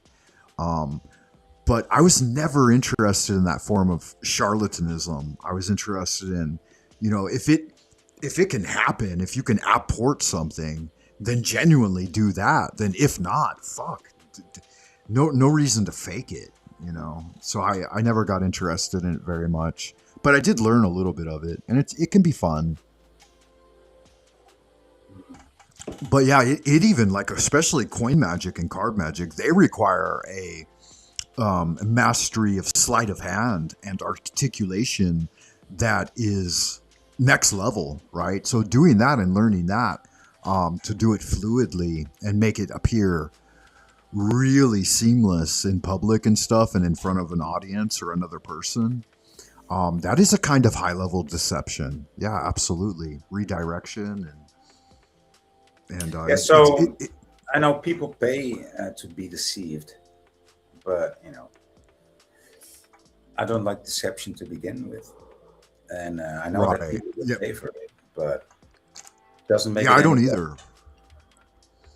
I have a heart that wants to seek out like sincerity and genuineness and authenticity, and so that's why like I didn't put any real interest in learning to become a stage magician or even to do hypnosis on others. I learned hypnotism because I wanted to engage in self-hypnosis. You know, I want to break myself out of trance. I want to learn about the varying qualities of mental energy and how to move easily into sleep, for example, or easily out of sleep and into other trance states so that I can benefit from it, because then it can all become a tool. You know, like to a true magician, beliefs are tools. They're not something that you're absolutely convinced of. You know, that would be folly. Yeah. I had two Jehovah's Witnesses at my door today. Oh, did you really? Yeah. You've got those in Europe? That's a thing over there? Yeah. I thought that was entirely an American idea. I hadn't had them at my door for like 20 years. I thought I got blacklisted. It's like, because once upon a time, it was like a long time ago, like 20, maybe 30 years ago, same address. And these were very young, like a young girl and a young man.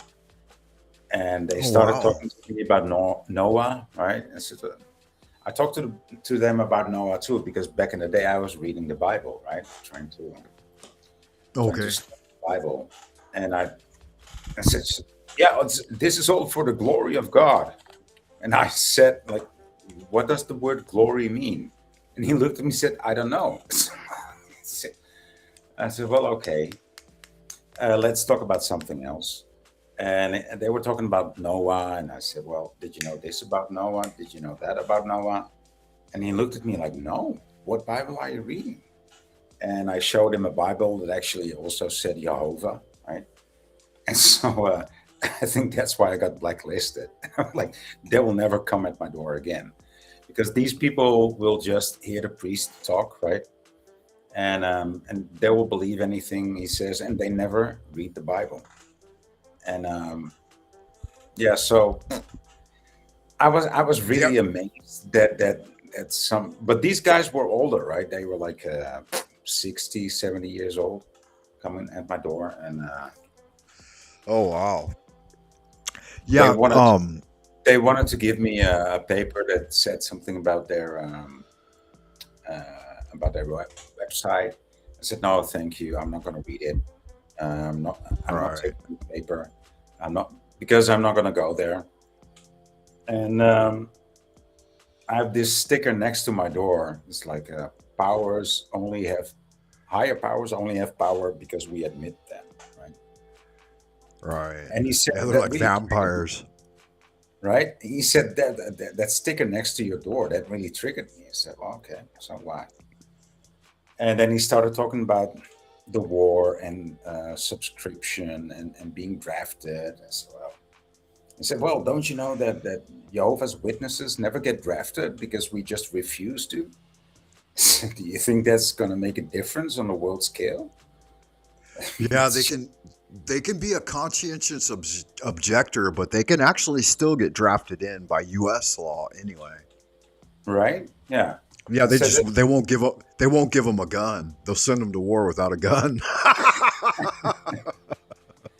and so I told him so, and he talked to me about television. I said, I mean, is it even allowed to watch television as a Jehovah's Witness? I thought that wasn't allowed. And apparently the rules have changed for these people. And he said, well, you can't tell other people what to do and what not to do. So really? Oh, okay. So, but you still What's read the the fucking Bible? point then, right? Yeah. I just looked at the guy like, what the fuck are you trying to tell me then? You know? And so I started talking to them about like Isaiah 11:6. I said, do you know what it says? And they said, no, tell me. I said, well, it says the lion lays down with the lamb, right? And they said, yes, that's what it says. I said, well, do you carry a Bible with you? And no, they didn't carry a Bible with them. So it doesn't say that anymore. It says the wolf now. And so they looked at me like, oh, well, it still carries the same message. I said, yeah, but you just told me that God's words, or God's word, the Bible will not be changed, right? Not a tittle. Don't you change the tittle. I said, I'm telling you that the Bible is being corrupted, dude. And he said, how so? Yeah, true facts. It And I is. said, you never heard about the Mandela effect? And I said, no, what is that? That man in South Africa? So yeah, that's what it's named after. But it's about, a supernatural change that happens. And a lot of these changes happened in the Bible. And so I asked them, like, do you remember where two or more are gathered in my name, that's where Right. I'm in the middle of these people. They say, And now yeah, what does it say? it says two or three, right? Right. And That's so I looked at the totally guy. He different. says, well, that's still the same message. I said, that's not what I'm saying. You No, remember it's two or not. more. And the other Right. guy also remembers two or more, right? That's Thomas, Right. Matthew 18:20. I said, Mm. so he said, but it still brings the same message. I said, you don't want to hear what I'm saying. And they say, Right. you mean to say that when there's four or more, it doesn't count him? Exactly. I said, exactly. That's what It was says Matthew now. what? 1820? Matthew 18:20. Yeah. Okay. And the guy. Man, those are looked me true up, facts and you're he looked- dropping because I I remember that thought- stuff too. I mean, the guy looked at me like, well, it's not like he heard this for the first time. He was just lying to me when he said, no, I never heard of the Mandela effect. But still, he said it wrong, right? He recounted or he remembered it too, like two or more. Welcome back, Frank. Yeah. Just a fucking restream fucking with me. And so yeah, once we make a so little I breakthrough, I little said, progress. well, I'm not it a always- Christian. I said, I don't No. believe in God. And they said, oh, so you're a believer? I said, no, I know there's a creator. And I know that Jesus was a very rightful and righteous person, you know. And I don't know how it all works, but yeah, Jesus was alive, you know, back then, and he still is now in another place. And I said, Yeah. I know the end is near. We are at the end of days, you know, in the end of days. Well, we're halfway there. Yeah. And so when they said, yeah, well, we're not going to be drafted, we're not going to be conscribed with the army, I said, yeah, well, it doesn't matter, you know, it's Satan's world, and what you do or what you say will not make any difference. Well, I want to bring it back to something towards the beginning of where you started with this this idea, this narration that you're giving me about the witnesses visiting you. You had mentioned a sign by your door that said higher powers only have power because we give it to them. Is that correct, or something? Because we along those allow them lines? to, right? Yeah. Yeah, we allow them to. This is something I fully became convinced of in my transition from childhood into like young adulthood, and it's what made me break away from the church originally, is that I saw no direct methodology toward like communion with God without an intermediary. Of course, I was raised in like a Lutheran milieu, and it was all very structured and ordered, and there are priests and stuff like this, and that's not what they called themselves, though. They had other names. I forget the jargon of it now, but mentally, How could you be a Jew when you're raised Lutheran? I mean, because my father's heritage is mostly like German Jews, but he tended more towards the Germanic like ideas of the Lutheran Church, and so I had options. I could have gone to public school, where I would be destroyed by the recent immigrants from Somalia, Haiti, Cambodia, Laosia, whatever, and get eaten up by the darkness. Or I could go to a private school, and the only choices were either Christian Baptists or Lutheran in my neighborhood. And so he said, obviously we're going to take the German choice and go with the Lutherans. yeah. So he paid quite a bit of money to have me in a private school where it was all white, essentially. And just so I survived, just so I wasn't murdered as a child, because they routinely, killed Whitey. Just get Whitey. It was already white flight was heavy in the transition of all the white people getting the fuck out of LA. Yeah, you grew up in the hood, right? Yeah. Unfortunately. They were beautiful neighborhoods until they flooded them with immigrants. They came in and they broke down parks and set them up as projects and then filled them with degenerates from the third world to basically rob our houses, rape our daughters, and prey on us. And then they fueled them with crack.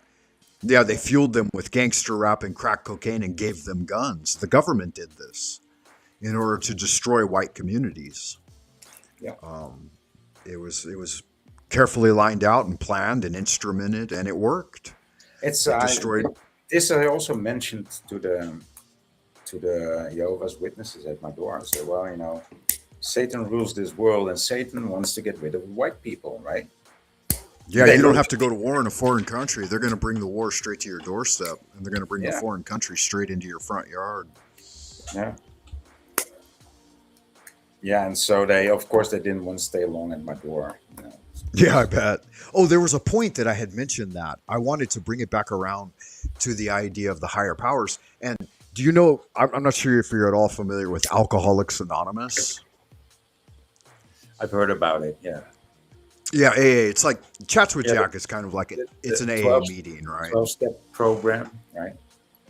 Yeah, he operates Chats with Jack kind of like an AA meeting, right? For the most part.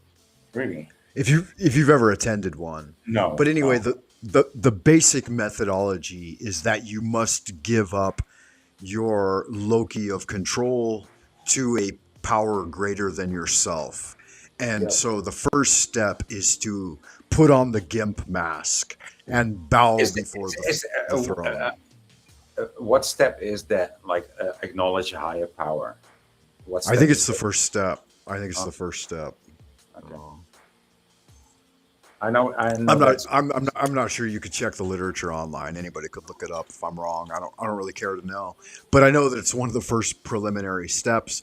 And when I got into it, like I had to go to a couple. I didn't have to go, but I went a couple of times in maybe my mid to late 20s, and I thought that's so like religion, right? Like, why does my first step have to be to relinquish my dignity as a human being and my free will in order to participate in something?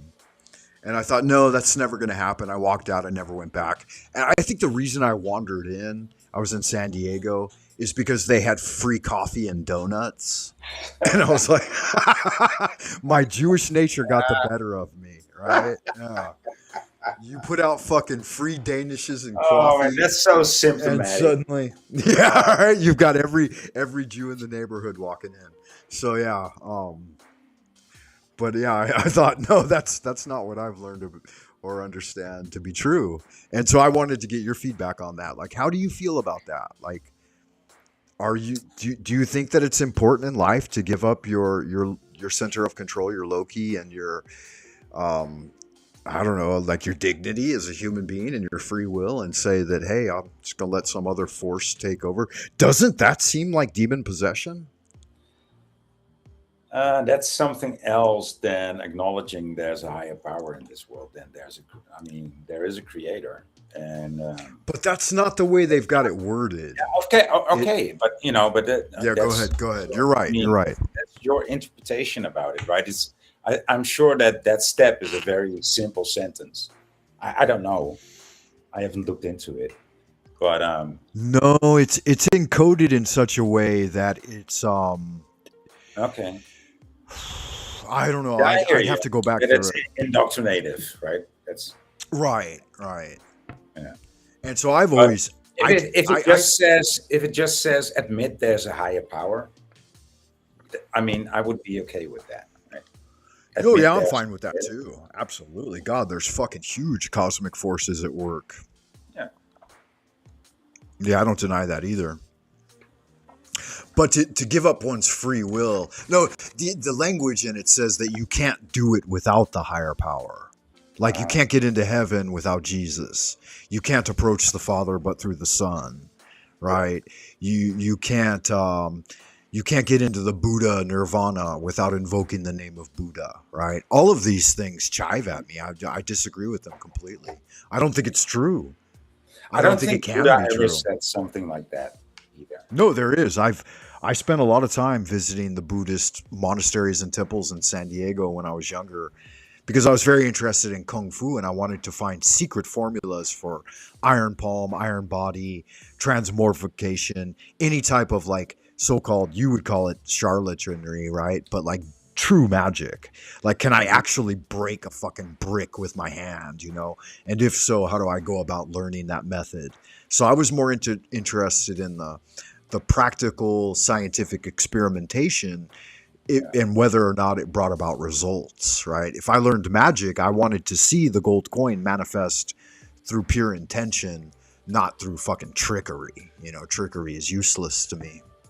Ah, such a Jew. I want to see the gold coin manifest. Wow, Maybe man, that's you're rooted. so symptomatic in your Jewishness. It's Maybe that's rooted in that first Hanukkah experience where I ended up with all the gold coins, right? yeah. Do you think that that was a setup and they all intentionally lost? No, they didn't, because they cried like fucking babies when I walked out the door with all the gold coins.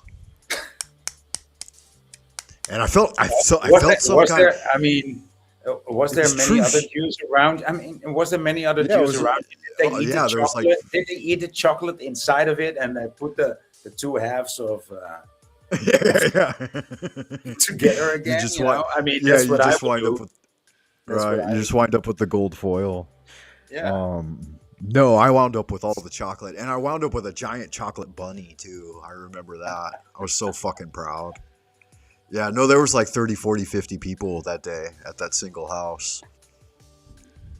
Yeah, my uncle was like right down the street from us, and he did the whole thing. He did multiple wives. He grew the fucking beard out. He had like 10 children. 8 of them were daughters, and I think he was fucking all his daughters. And he was trying to convince, all the other folks in the neighborhood to be Jewish and, do the same thing, to engage in like pure Sabbatean Frankenism. And so quite a thing. But yeah, he was my dad's younger brother, I guess. That explains a lot, Frank. Explains a lot. Oh. But my dad was the exact opposite. My dad was, fucking secular, had no interest in it, told me not to buy any of that horse shit. He's like, that's all fucking bullshit. He cooked bacon on Saturdays, And I remember my Jewish uncle would always come over and eat the fucking bacon and criticize us for being so American. How can you disgusting Americans engage in this, this vile wickedness? Cooking pig in your house, swine, he called it. You stink of swine. And he'd be over there the whole time just gobbling down strips of bacon.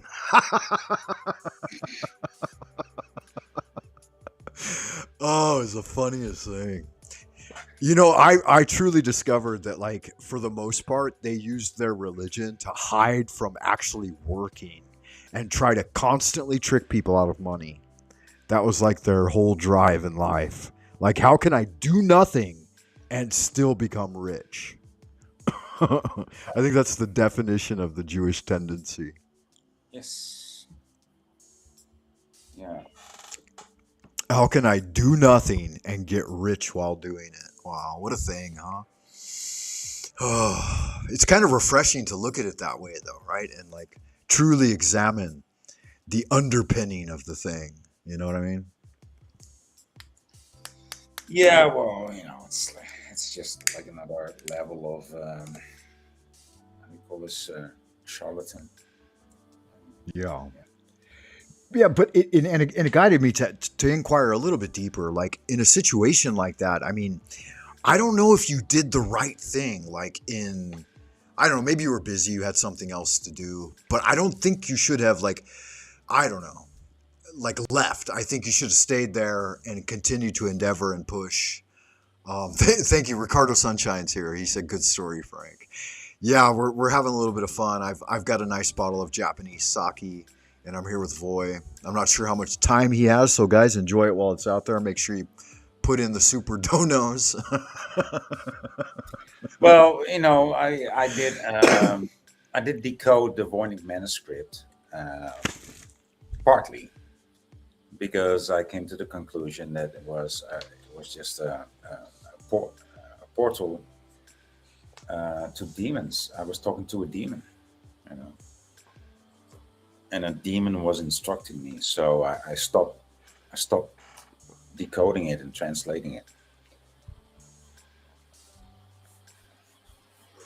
Well, yeah, and that's important to know. Like, when you channel non-human entities, right, NHIs, there's a way to go about it where you can really get things done. Like Stephen King, the great horror writer, that's his main call to fame. And a lot of these guys who do popular fiction is that they get a couple of liters of good whiskey, and some coffee and cigarettes, and then they sit down at the typewriter and they invoke the demons to work through them, right? And then they'll go into a trance state, and an other than conscious state, and allow for demoniacal possession to do the work, as it were. I didn't want to do that because I got there and I just didn't want to go through the whole.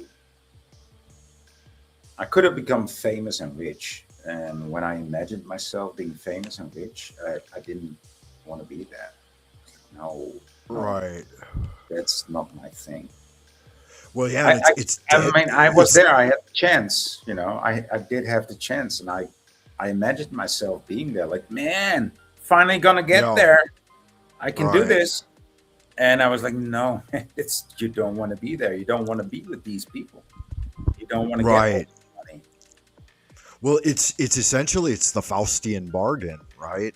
Guter wrote about it, and it plays out. You can definitely do it. It's not something that's unattainable, right, for the average individual. So I've avoided it too, because I've been tempted, and there's been a few doorways that were opened with the shining lights and the sparkling ephemeral treasures. But I recognized, I tested the spirit, right? And I didn't even have to test it, but I was like, wow, man, it's actually telling me how to live and what to eat and what not to eat. I was like, no, man, I'm not translating this. This is just a demon talking to me. Isn't that somehow like a part of that whole thing, though? Like giving up one's autonomy for religion, giving up one's autonomy for a system like Alcoholics Anonymous, or giving up even in a situation like oftentimes, and somehow I'm bringing it back to Talcadia, that we can separate the message from the messenger, because can we, right? And I don't know. I love Jack and I love the show, and I tune in regularly because I love all of you guys that come there. And that's why I was a little bit, what was the word, like miffed or jaded by the fact that you walked out, because I wanted to hear your voice. Yeah, I wanted to hear your voice, and I wanted to hear your because I was disgusted with the rest of the panel. I mean, there's no way of having a conversation with, who's it, Duck and Imperius and JG. I mean, right. I can't be there. I don't want to be with these people. Fair enough. So, even if you want to say something meaningful to these characters, they will just degenerate it into something else. That's what they do. That's what they're there for. And even though Jack's on my side, it's no use. It's absolutely no use. Yeah, fair enough. That makes sense to me. And I agree with that, right? Even we're warned by the great ancient prophet. Jesus, he didn't really do much. And I predicted it before the panel was opened. I said, this is going to be a shit panel today. Because sometimes the panel was actually good and healthy. Yeah, absolutely. Exceptionally so. I mean, that might be maybe one of the 7 days or 2 of the 7 days that he's on, but that's it. The rest is just shit, just pure shit. I find it to be a couple of times in maybe 3 weeks or a month. So you're a little more generous than I am. Yes.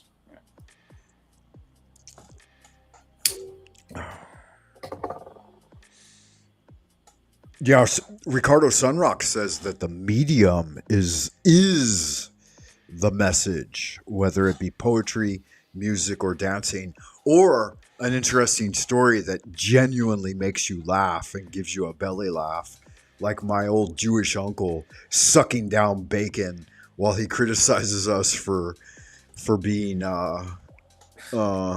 wicked Americans for cooking swine in our house. Yeah, it's just it's the fucking height of hypocrisy, right? Yeah, I mean, well, that's Jewish spirit. Yeah, absolutely.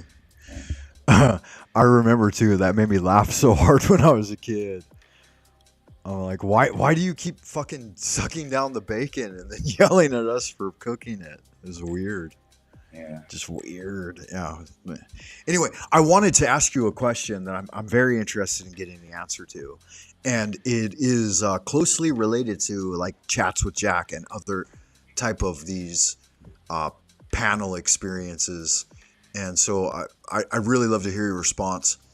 I had recently encountered some ideas about it, and this is, I'll tell you the source too, because it comes from like esoteric Rosicrucianism, which is essentially like study of the scripture in a different kind of way, right? Like with evocative and invocative magic. But that's aside the point. So the question is this, that spiritual development and cultivation through group settings breeds a certain kind of energy. And it can mostly and only be used, not necessarily only, but it mostly has an efficaciousness within those types of settings. But the solitary practitioner and individual cultivation can be used for a greater, like higher divine purpose, but it can also be used to address the group. And so they recommend through the RC, right? The Rosicrucians, that you do not do that other thing, that you avoid. And so you stepping away from that kind of seemed somehow elusive to that idea that the preservation of your own peace of mind and doing it individually can somehow be of greater benefit. So how would you address that? Do you think that the gains of working in group settings like Chats with Jack are ephemeral and short-lived and essentially not that beneficial for the individual? There's no gains, like I said before. There's no gains to get there because all these other members of the group want to do is degenerate the whole conversation. So there's no conversation to be had, So it's useless. It's absolutely useless to be there with G and Duck. They're fucking. I mean, they want to fuck up. That's their business. So right. And like you said earlier, they may be in fact being paid to do that, or may just be bots like AI. Yep. Absolutely. And even when I say 3 or 5 words, they will talk over me. When they've been talking for 30 minutes in a row. Every time, so, without fail, and very intentionally so. Yeah. And so, if Jack doesn't intervene, okay, then I will just leave. I will just keep the dignity to myself. Right. Yeah, well, that makes sense to me, and that kind of jived and resonated with me when I heard it, because I've always essentially been a solitary practitioner, and I do enjoy group work sometimes when it's like at the academic level with a lot of other professionals. But I've noticed too, and I've criticized recently, like the last 3 years I've been with this current situation, I've told them there's essentially nothing of value coming out of this. You're spending additional time, money, talent, and energy to do this thing, which is very well organized, but has zero derivative value. And I said, how can you logically fathom to continue doing that thing? And I'm thinking, maybe they don't see that. Somehow they think they're producing value. Is that what it is? Well, the biggest thing is that Jack does enable it. Jack doesn't stop. Well, yeah, and I'm not pointing. Yeah, that's true too. But I'm not specifically pointing him out. I'm just saying in general, this whole thing But seems to be why of. leave Jack out? I mean, why would you leave Jack out? He is the enabler. He is the instigator. He does leave Steppion and Stafu and JG when all they do is bring him down, and all he has to do is just not react to it, and that's his thing. Like, and he does do it well. He's not very much um, bothered by their behavior, and so that's appreciable. But then again, still he enables it, to be there to give them airtime, and yeah, what can Yeah, I it's say? like That's the part of so. Jack that I don't appreciate. I'm like, Yeah, man, me too, me too. And I'll lay it out in a way that I've seen or that I've felt.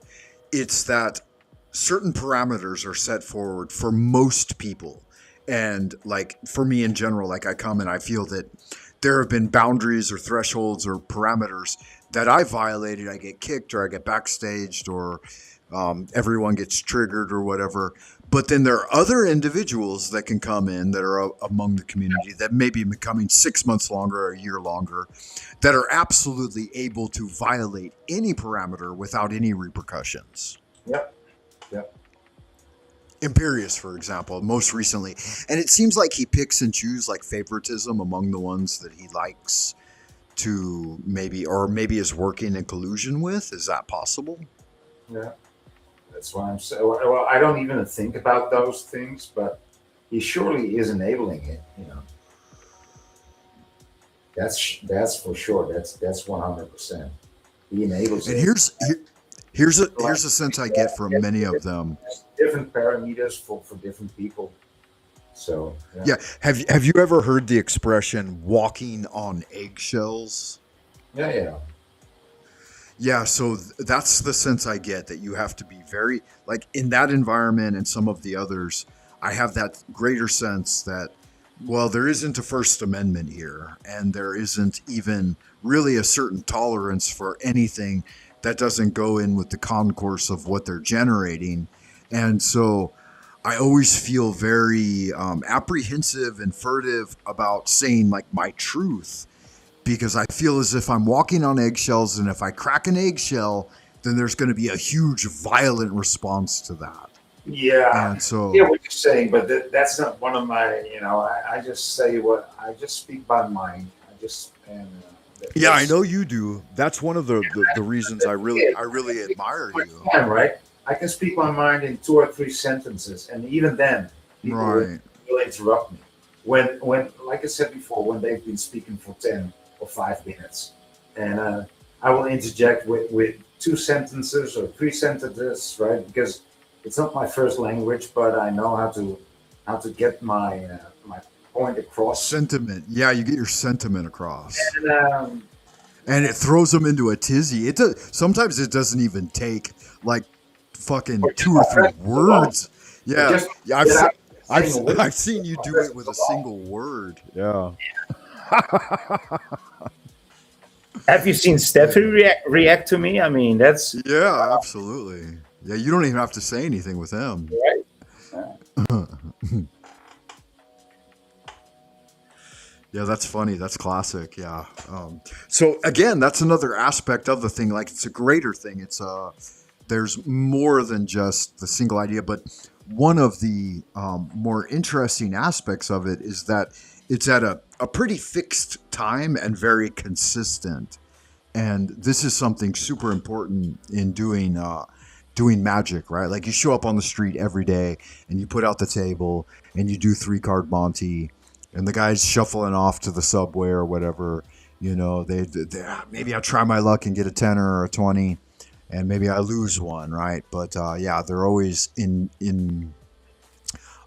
interested in taking the bet. mhm. And it's somehow a big part of it is convenience, right? Like if it's convenient for you to do that thing.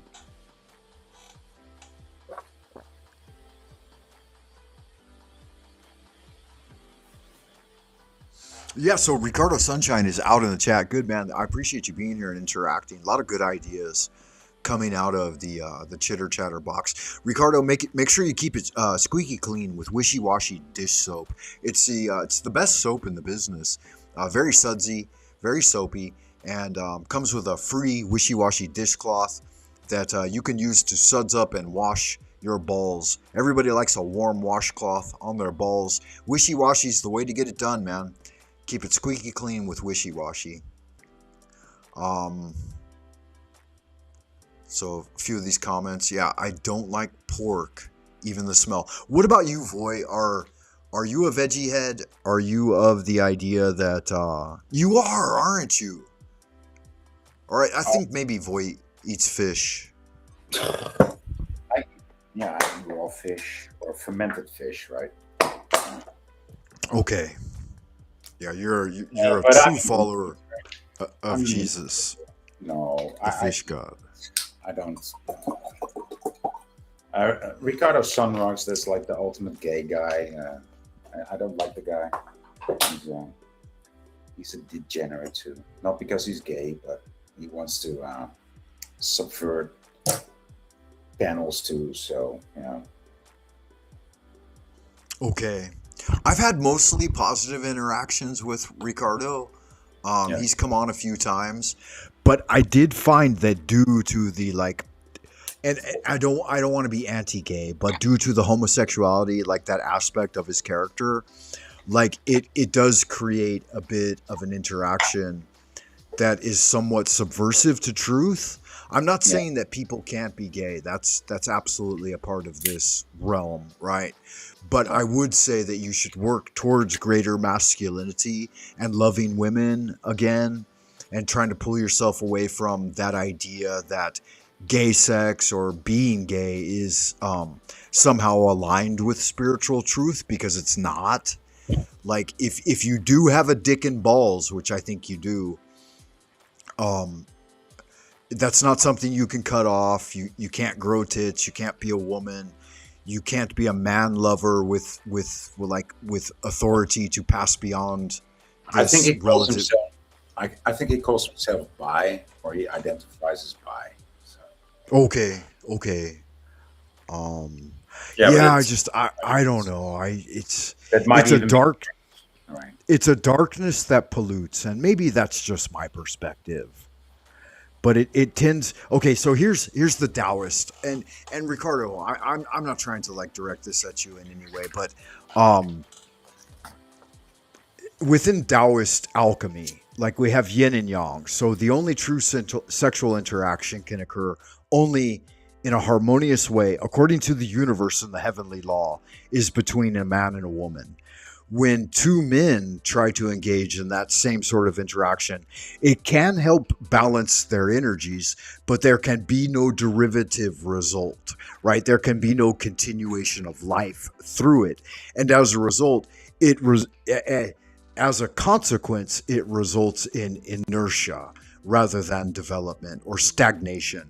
And when things tend to stagnate, then they become dank and oppressive to life. So it's like someone walked in with a fucking dead fish that's rotting, right?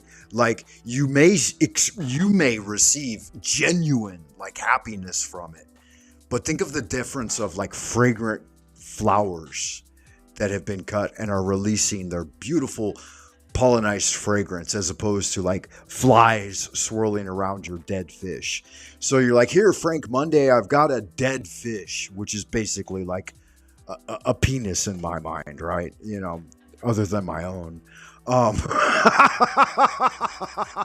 I'm sorry to break it down this way, man. I've had a couple of glasses of sake, but it's just, I'm just brass tacks. True. No, I appreciate the metaphor. Yeah. It's like, no, it's okay, man. It's okay. It's still a fish. We can still eat it. Yeah, but I'm not going to eat it. You can still eat it, but I'm not going to. Yeah. Unless I was starving to death, right? If I was starving to death, then I may consider. Otherwise, no. You know. So it's expedient and it fulfills a need in a situation, but grow and develop, get beyond that, move forward, right? Walk away from the darkness of just trying to be different and thwart the system and realize that a part of the system is the system because it is the best answer, right? And the thing You is, think, with these people that call themselves gay or bisexual, and I tell them, well, I don't like it, you know, I don't appreciate it. I mean, I don't hate you for doing it, but I just don't like the idea. And they're, oh, you're a homophobe. Well, no, I'm disgusted. I'm a bit disgusted by the idea. And they will blame me for having that opinion when, you know, it's not an action, it's an opinion. And well, and it's the same aversion I feel, Voya, when I walk into like one of these open air Chinese bathrooms and the septic tanks are just venting right into the bathroom. And it's just a complete smell of shit and shit flies and everything's filth and there's urine everywhere and there's no sense of life or growth, right? It's just death yeah, and sewage. Um, and I hate to describe that to that way for the homosexual people, because what you say here, Ricardo Sunshine, I honestly, let me read this. I yeah, honestly I read it. think, I read it. I mean, it's rage bait for us, for the two of us. And yeah, see no, that, it doesn't no, bait my it's rage. rage So anyway, bait. It's rage bait, and that's what's wrong with this, with these kind of people. You know, it's very prototypical for their behavior, like being well, proud of it, feel, you know, finding solace in your degeneracy. That, I mean, that's what stands out, man. yeah, well, let me read through it and address it. It says, I honestly think having a loving relationship with a guy, being a guy, right? So a homosexual relationship or homosexual can be good for both of you. It brings people closer together. Everyone comes with their own challenges. It brings you closer together. Now, I will not discount this out of hand, right? Like out of pocket or whatever they say. Um, I think that that could be true for certain individuals at certain times and places that feel certain ways or have had certain life experiences. But I would say that this is not generally true for society at large, and I do not think that it should be promoted. I think that the opposite, in fact, should be promoted. Yep. That you should face the challenge of interacting with the opposite vying factors and develop so that you can generate all types of progressive benefit where it's complementary. Now, I'm not saying that two men can't be complementary, but I am saying that they shouldn't raise children. And I'm not saying that. That's, I mean, don't even go there, dude. Yeah, I I mean, just did. Right. Oh. yeah, I mean, that actually, um, I mean, that two men will raise a child. That happens in, you know, in the world. I can imagine that, but I wouldn't approve of it. But that happens, right? But now Well, these boy, things he's. are, but now these things are institutionalized, and these people are subsidized. You know, and that, I mean, I think that's straight up demonic. I Yeah, yeah, mean, yeah. I would, would I you? would say that's Would you? absolutely go ahead. I mean, I could not imagine a child grow up, you know, without a mother or a mother figure, Well, yeah, and they're fulfilling prophecy. Black will be white, up will be down, right? yeah, Yes will be no, right will be imagine wrong. growing up with only two fathers, with no, not even your father, just two men, two degenerate men. I mean, that's straight up demonic, dude. Straight up demonic. And so that there's no excuse for people that actually do that. And no, I despise those kind of situations, and I pity the child, you know, that's brought into such a so-called marriage. It's straight up demonic, dude. one of my step brothers. Yeah, it's not a Is marriage. I think even by situation. legal terminology, it's called a The civil guy union. is gay and he's Yeah, you married. can't call it marriage. Marriage only happens between a man and a The guy is woman. gay and he's married to a man, and they adopted a child. And what do you? No, Of course, he's in a civil. They adopted a boy, and of Voy. course, the boy He's in a has civil. He's in. boyfriend now. That's. I He's mean, in a. Yeah, he's in a civil union with another man. He's not married to him. yeah. Well, okay. You can only a man and a woman can be married. Yeah. So Ricardo has a question for you. He says, "Voy, I've met loads of gays. I'm sure you have, and bisexual people, and he wants to know how he can tell them that they're wrong." He cannot tell them that they're wrong. He cannot, because he's one of them.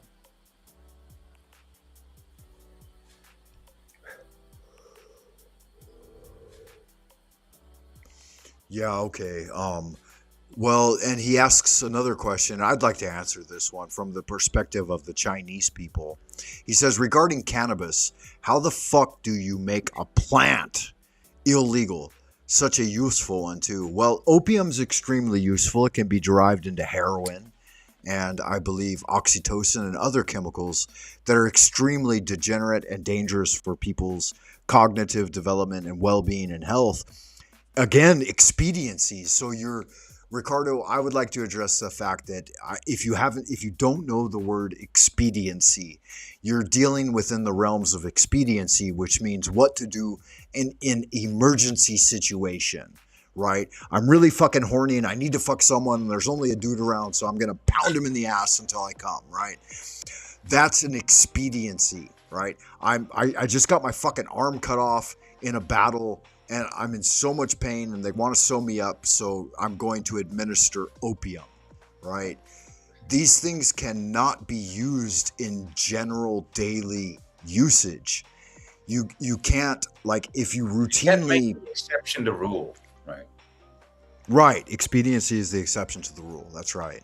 And it's like something must be done right now. The guy's bleeding out. Stuff a fucking pile of mud on there, right? Yeah. Obviously, it's not something you would do if you had other tools available. And so that's what homosexuality is. It's a form of expediency. The mass legalization of cannabis or opium or any other drug is to allow general usage of things that should only be used in extreme circumstances. I'm not saying cannabis. Cannabis is a recreational and a fucking smoke pot. That's not a big deal.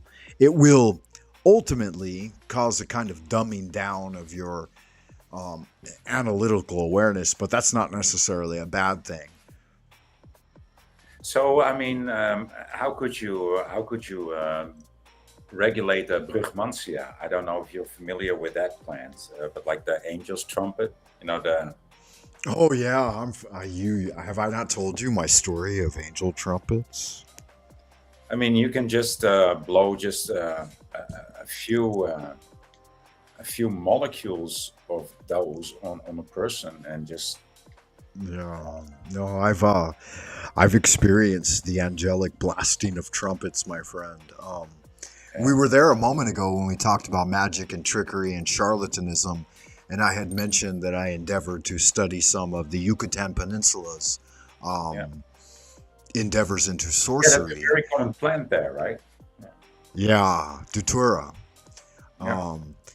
So I was reading the books and I sat in meditation and dreamed of the plants. Actually reached out to me. I was seeking to reach out to the plants, but the actual plants and flowers called to me from like a desert slope that was near my apartment at the time. I was going to college, and they came to me in the vision of a dream.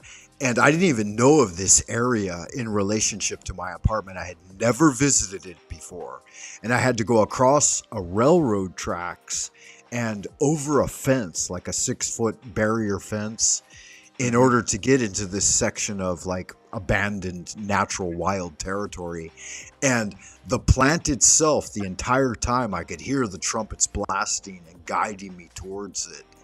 And when I got there, I harvested like 25 fucking pods and like a whole bag full of trumpets. And I took them all home, or back to the apartment, and endeavored to, the spirit itself told me its preparation method, like the making of teas and the extraction of tinctures, and all the way down to like extracted tinctures, like a single like drop on your hand would transport you into another world, man.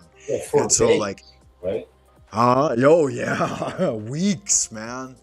Like this whole endeavor took me like, it was like a month long, 6-week fucking thing, man. Kind of a big deal. I'm not jealous of that experience, dude. No, it's brutal. You like, the only way I made it through is the fact that I had a lot of kung fu training at that point, and I was pretty like I'd already mescaline peyote had already been there, LSD, whatever.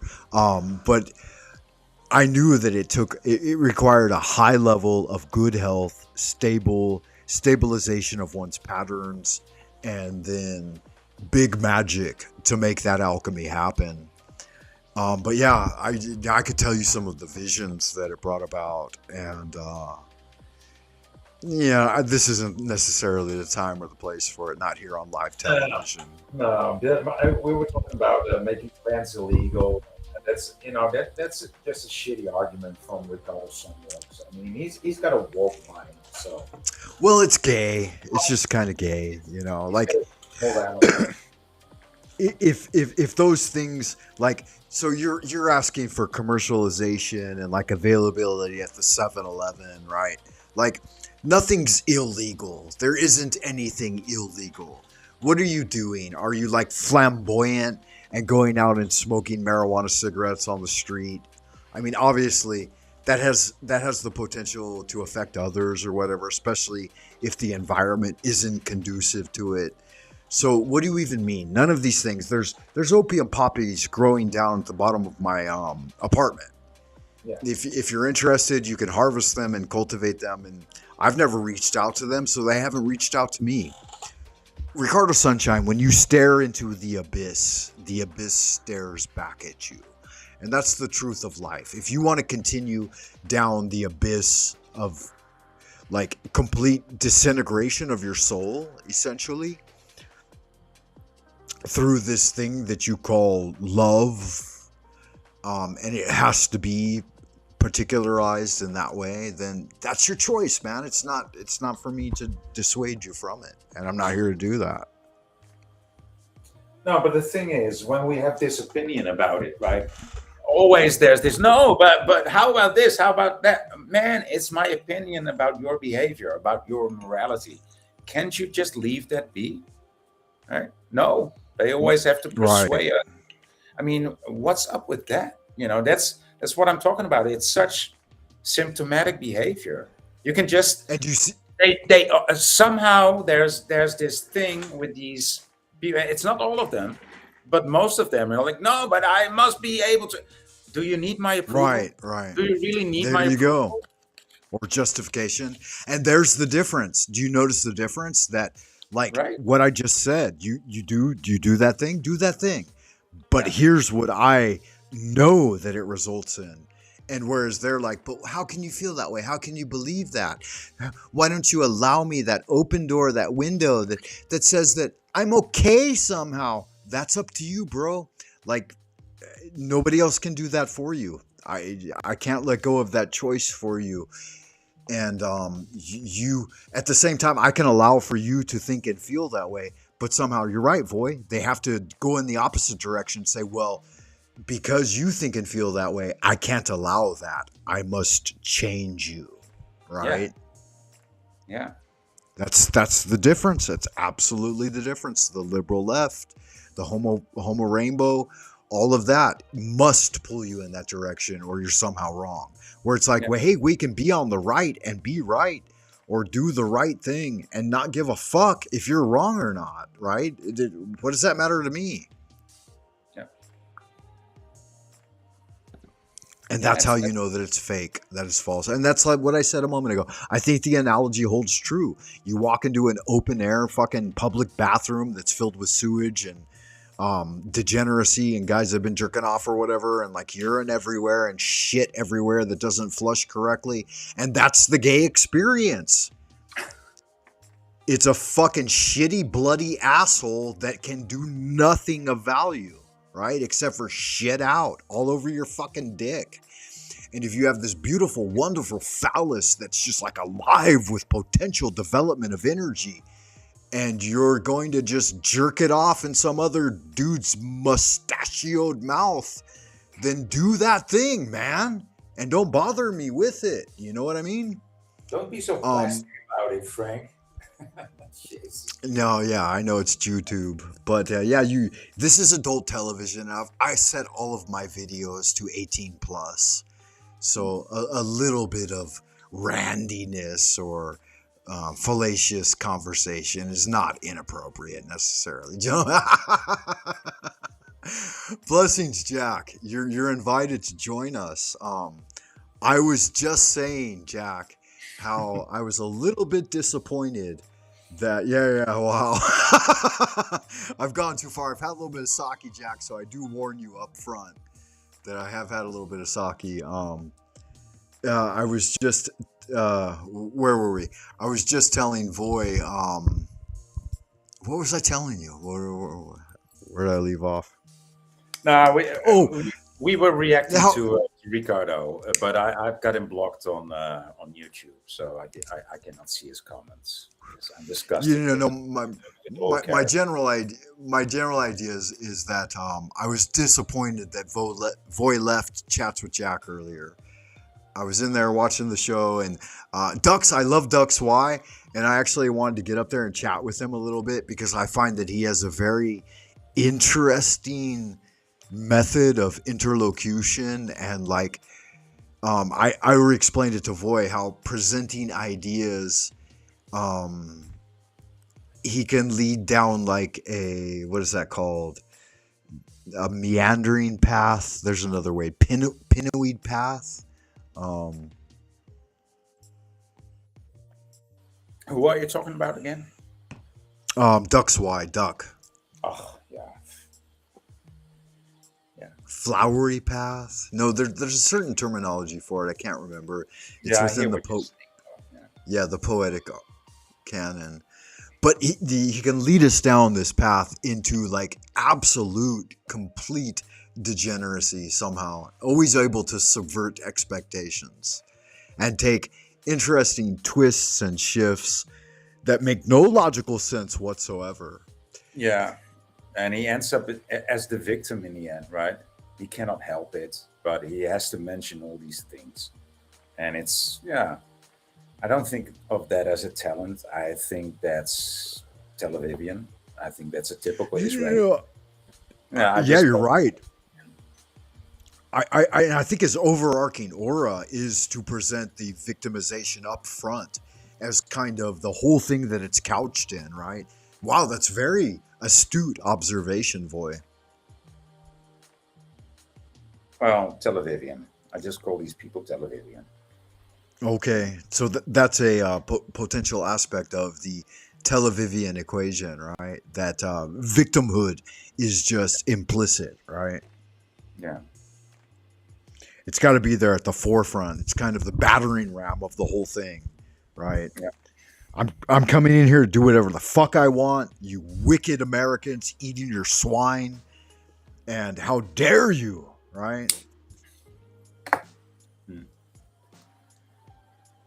Yeah. It's an interesting thing, but I can't talk about it too much because I will have to use all these degenerative words and classifications, and so I don't like to dwell in that or even that dabble. makes sense, right? Well, here's the potential problem that I foresee is that it's somehow alluring and it entices you in. And even at a more, intellectual level where you're examining maybe the underpinnings of the thing and trying to figure out what it's rooted in, but for the general audience, like they rally to it, like it really triggers things within them, and they're able to, like, even people who normally lurk and hide in the shadows will like come forward and comment in the in the chat box section of the ideas box or whatever. And that's something, right? That arouses real interest in people. Well, is it real interest, or is it just a trigger mechanism that is being used? I think it's the latter. So, Well, like my like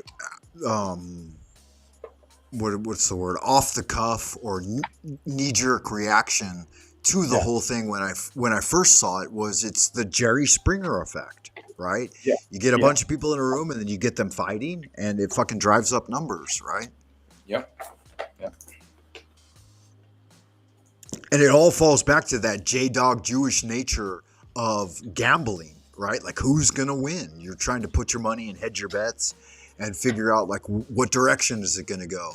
And so it says something to our intuitive, predictive nature of, like, what's going to be the derivative upshot of the thing. And every time it's the same thing. There's nothing there. You don't gain. You don't benefit. And I think that's somehow what it's all coming back to. But here's the thing, at the same time, alone you don't benefit either.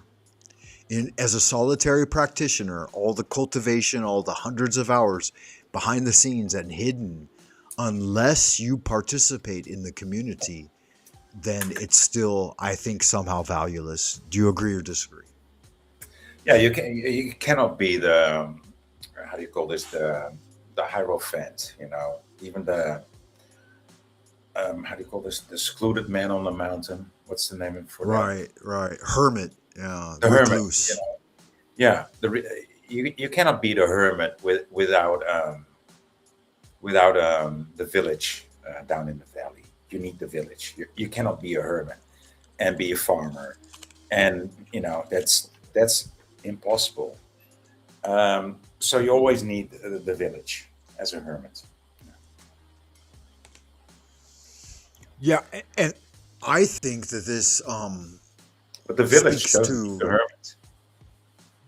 Yeah, true enough. Well, No. somehow it does. It does. It needs that reflection, that preservation of archaic ancient wisdom that can be brought forward from time to time to reinvigorate the community in a new direction. I think that in the most natural setting, like everything abiding by natural law, that would be a beneficent factor somehow. It can be to some characters in the village, but the whole village as a whole doesn't need a hermit, but the hermit does need the village in the valley. It's not a win-win situation. It's a somewhat parasitical situation. Yeah, it can be. And to bring it forward a little bit, like this whole idea. So Jack, if you're still there, Jack, beloved Jack, we're discussing essentially the kind of root of the idea is whether or not the group dynamic, and I think the nine-tailed fox cat, brought this idea forward recently that maybe we should be wary of giving, direct advice in these group settings and trying to address mental health issues at the level of social media interactions. And so our essential discussion is the pros and cons of group work like AAA or NA or Chats with Jack versus individual solitary practitionership as like retreating into the scriptures through meditation and cultivation, and which really derives results or benefits to the individual at a greater level. And so if you were willing to join our conversation here, that would be the topic of discussion, I believe.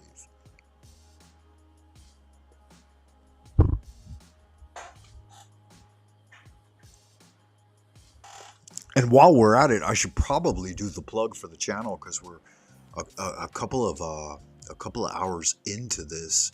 So guys, if you would, please do check me out at what is it? The JDog link here. Buymeacoffee.com/Frank Monday. Pull something in the tip jar. $50 never killed anybody, guys. $50 is not a big deal. Donos of 100 are appreciated, most certainly.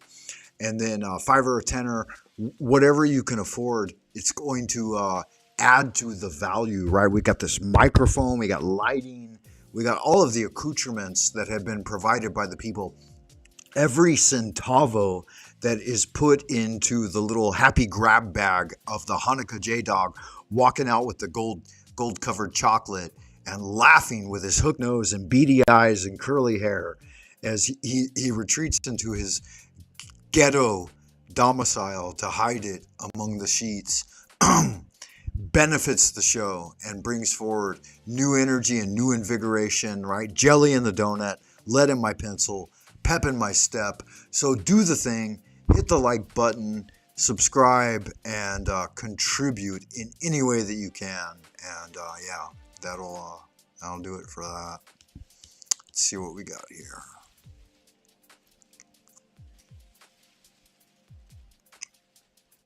Are we back with Voy? Why is this not doing this? Why can't I pull you back up, man? Are you still there, Voy? Oh, okay, you're out of here. All right, blessings. Maximize, minimize. Oh, all right, yeah. So we're a few sakis to the wind, guy. We've had guys. We've had a lot of good conversations, and we'll do a short musical interlude to refresh the idea stream and get shit done.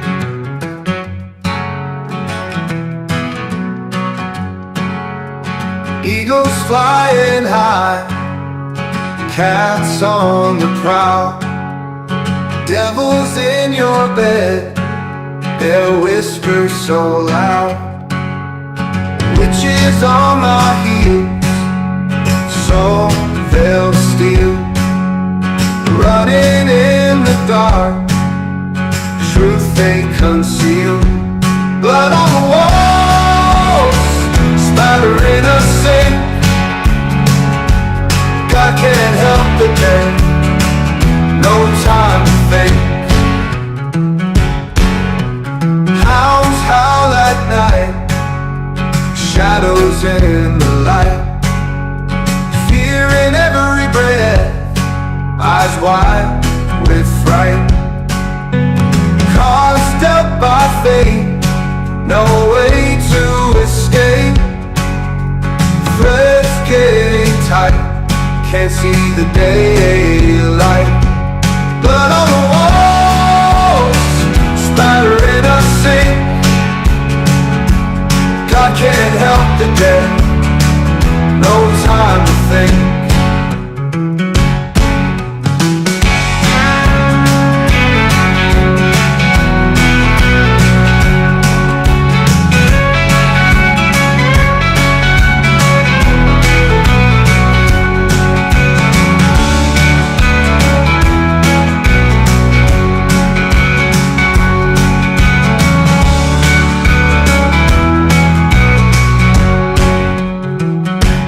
Cards dealt by fate, no way to escape. Threads getting tight, can't see the daylight. Blood on the walls, spattering a sink. God can't help the dead, no time to think.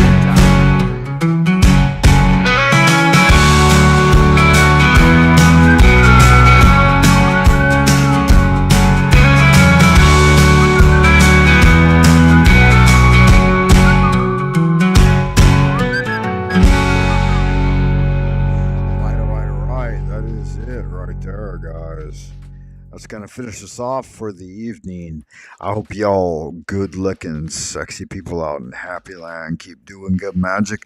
And until we see you again, Astra Prospera, Carpe Diem, and Memento Mori, remember that we all must die one day and face the Grand Architect. And hopefully you've completed the great work by then, and keep doing good magic. Until next time, guys. Much love, and I'll see you on the flip side.